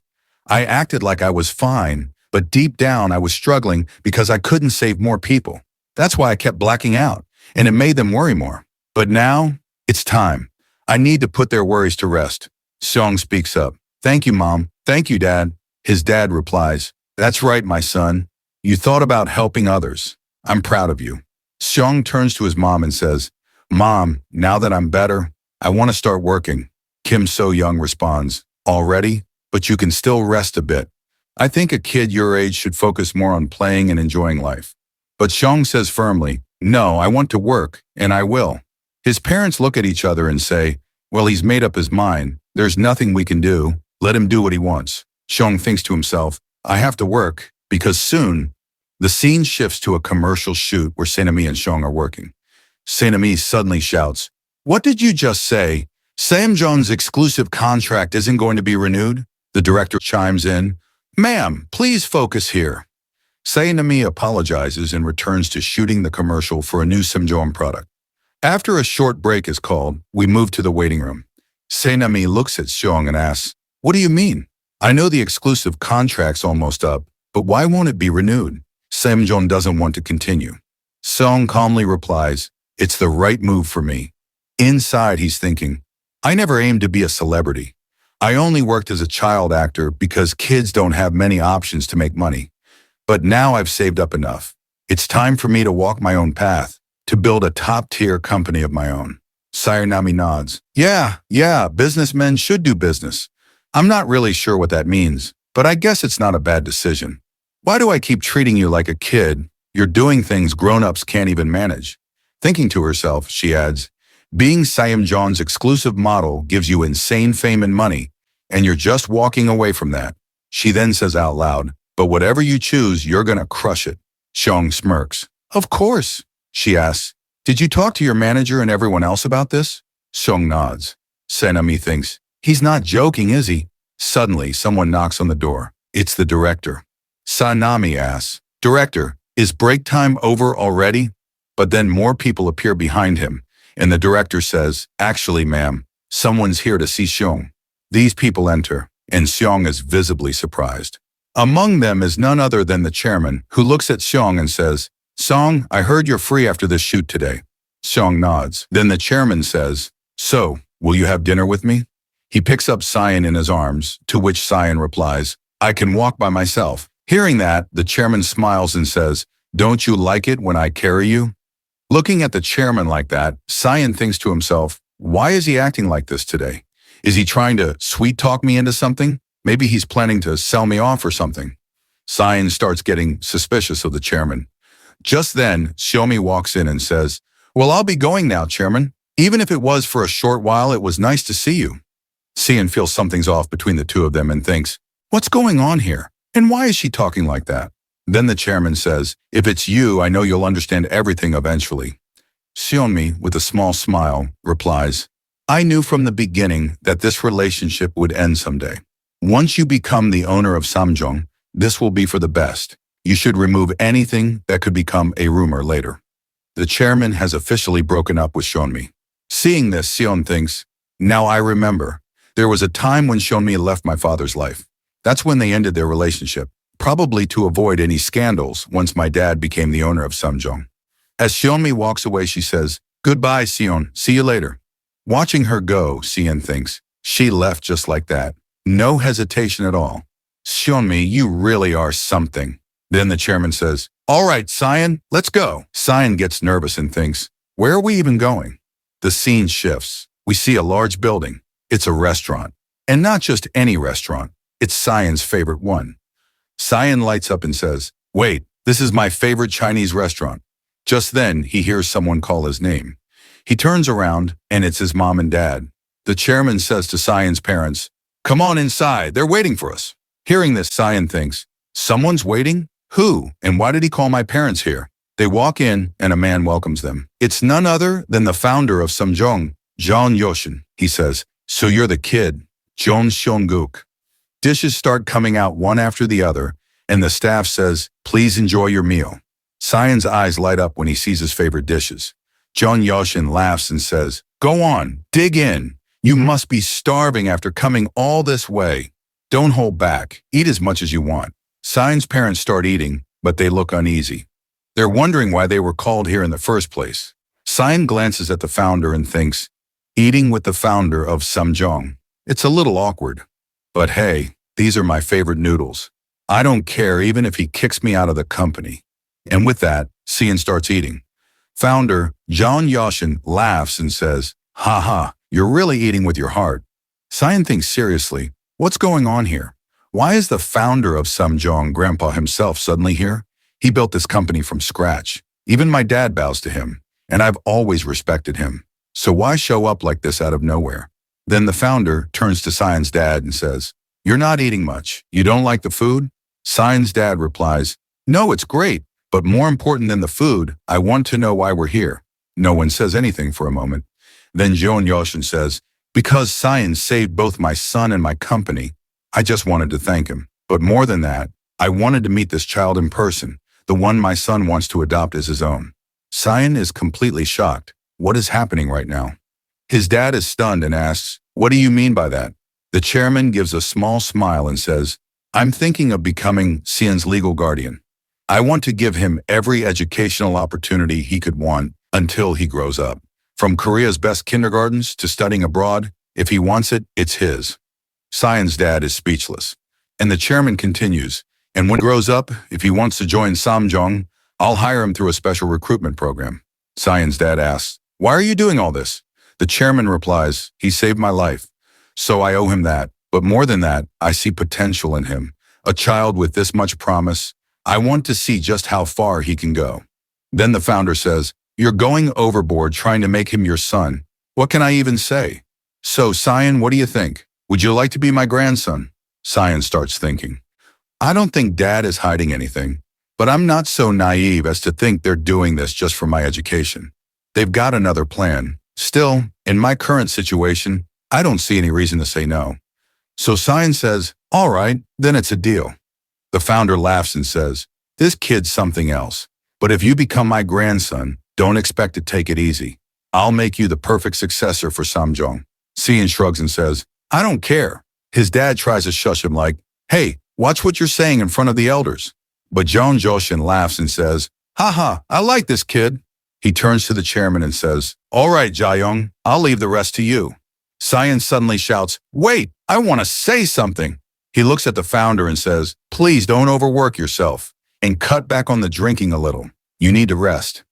The founder looks confused. Xian thinks to himself, the grandfather I admire so much. He was obsessed with work and alcohol. Even on the day he died, he never stopped working or drinking. If he had taken better care of himself, maybe we could have spent more time together. That's why Xian says, health matters the most. The founder chuckles and says, you're right, health is important. Even Xian's mom is surprised to hear that. The founder keeps laughing, and the chairman turns to Xian's dad and says, think about it. Let me know your decision. Xian's dad replies, yes, chairman, I'll call you soon. But then we notice something. The founder's expression changes slightly, and he puts a hand over his chest. Is this the end of his story? We jump ahead, 1 month later. The scene shows Sion's apartment. His dad says, all right, let's eat. This is Jamsil Branch's special original bossum. Xian takes a bite and thinks, this is amazing. He starts eating quickly. Myung says, sorry I couldn't make it to the store opening. Xian's dad replies, sister, don't say that. I know how busy you are managing SKJ. Xian is enjoying his meal and thinks, the last month has been hectic for the whole family. Dad finally opened the store he always wanted, and Mom's been helping him a lot so they can focus on their work. That's why I've been looking after Mingguk. Manager's been busy hitting SKJ's performance targets. After all, someone has to fill the gap left by a big star like me going on temporary retirement. That's not an easy role to fill. Then Myung smiles and says to Xian, so Xian, are you enjoying your childhood lately? This is your first real break. Did you do everything you wanted to do? Xian says yes and thinks to himself, based on the money I've saved, I've come up with a solid investment plan, and I've already prepped a strategy for the upcoming IMF crisis. Ha ha ha, yeah, that was a meaningful time. Just then, Sion's mom turns to Myung and says, sis, please scold Xian. Myung looks confused. So Sion's mom explains, Xian doesn't want to go to kindergarten. Myung turns to Xian and says, Xian, that won't do. I don't care how smart you are. You still have to go to kindergarten. Xian refuses and thinks, no way, I'm way too old for kindergarten. What am I supposed to do surrounded by a bunch of 5- and 6-year-olds? We see a funny panel where Xian, in his older form, is sitting in class and a kid looks at him and asks, who are you, mister? Xian thinks, I've got way too much going on to waste time on stuff like this. He then shouts, I'm not going to kindergarten. I can study on my own. Just then, there's a knock at the door. Xian's mom goes to answer it, and it's Secretary Young. Oh, Secretary Young, you came all of a sudden, but you're here at just the right time, she says. Xian starts wondering, why did Secretary Young suddenly show up?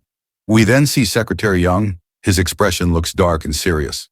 Xian thinks, why does he look like that? Secretary Young pulls out a letter and it, tearing up, says, I came to deliver some news. The letter is an invitation to the funeral of founder Jong Yushin. That's right, the founder of Samjong has passed away. The scene shifts. Now the news is everywhere. Good morning. We've just received word that the founder and chairman of Samjong, John Yoshin, passed away suddenly 2 days ago in the early morning. His final farewell will be held at the Central Funeral Hall of Seoul Sam Hospital. Cause of death has been reported as a heart attack. Chairman John Yoshin had a history of heart problems. Secretary Young turns off the TV. We see Shin and his family at the funeral home, visibly heartbroken. Cyan's mom says, "How could this happen? I just saw him a month ago." Cyan's dad adds, "Yeah, he looked perfectly fine." Secretary Young says, "Thank you for coming." Cyan's dad replies, "Of course, we had to come. He cared so much about our Cyan." Secretary Young says, "The funeral hall is already filled with political figures and business leaders. It'll be difficult to get you inside, and we also need to think about Cyan's safety." We see Cyan looking really down. He thinks to himself, "Grandpa, it feels like we've been separated way too soon. I told you, didn't I, that you should cut back on drinking and working so much. Now I understand. This drive I have to take my work so seriously, I got that from you." Tears start forming in his eyes. Secretary Young says, "We should head out now, Cyan." Cyan nods. "Yeah, let's go." Secretary Young turns to Cyan's parents and says, "I'll take Cyan with me. We'll be back soon." Cyan's mom replies, "Of course, and please tell the chairman we were truly saddened to hear this news." Secretary Young leaves with Cyan, most likely heading to meet the chairman. Cyan thinks Secretary Young, who brought the news of my grandfather's passing, also said my father wants to meet me. But why? He's already dealing with so much. Secretary Young brings Cyan to the chairman and says, "Chairman, I've brought Cyan."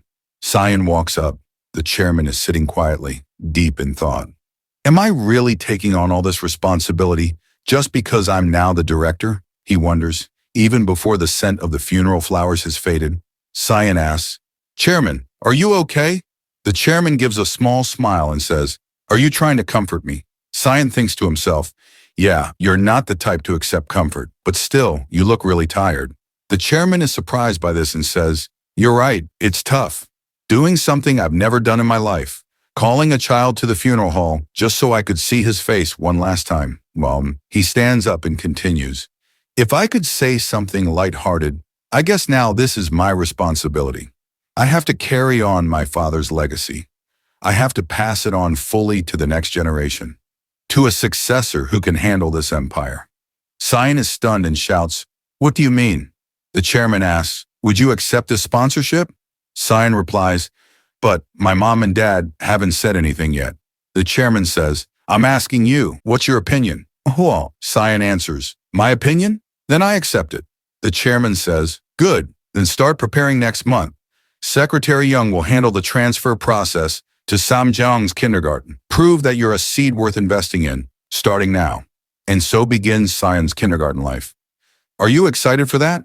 This chapter had its share of sad moments. But maybe, just maybe, the next one will be a little brighter.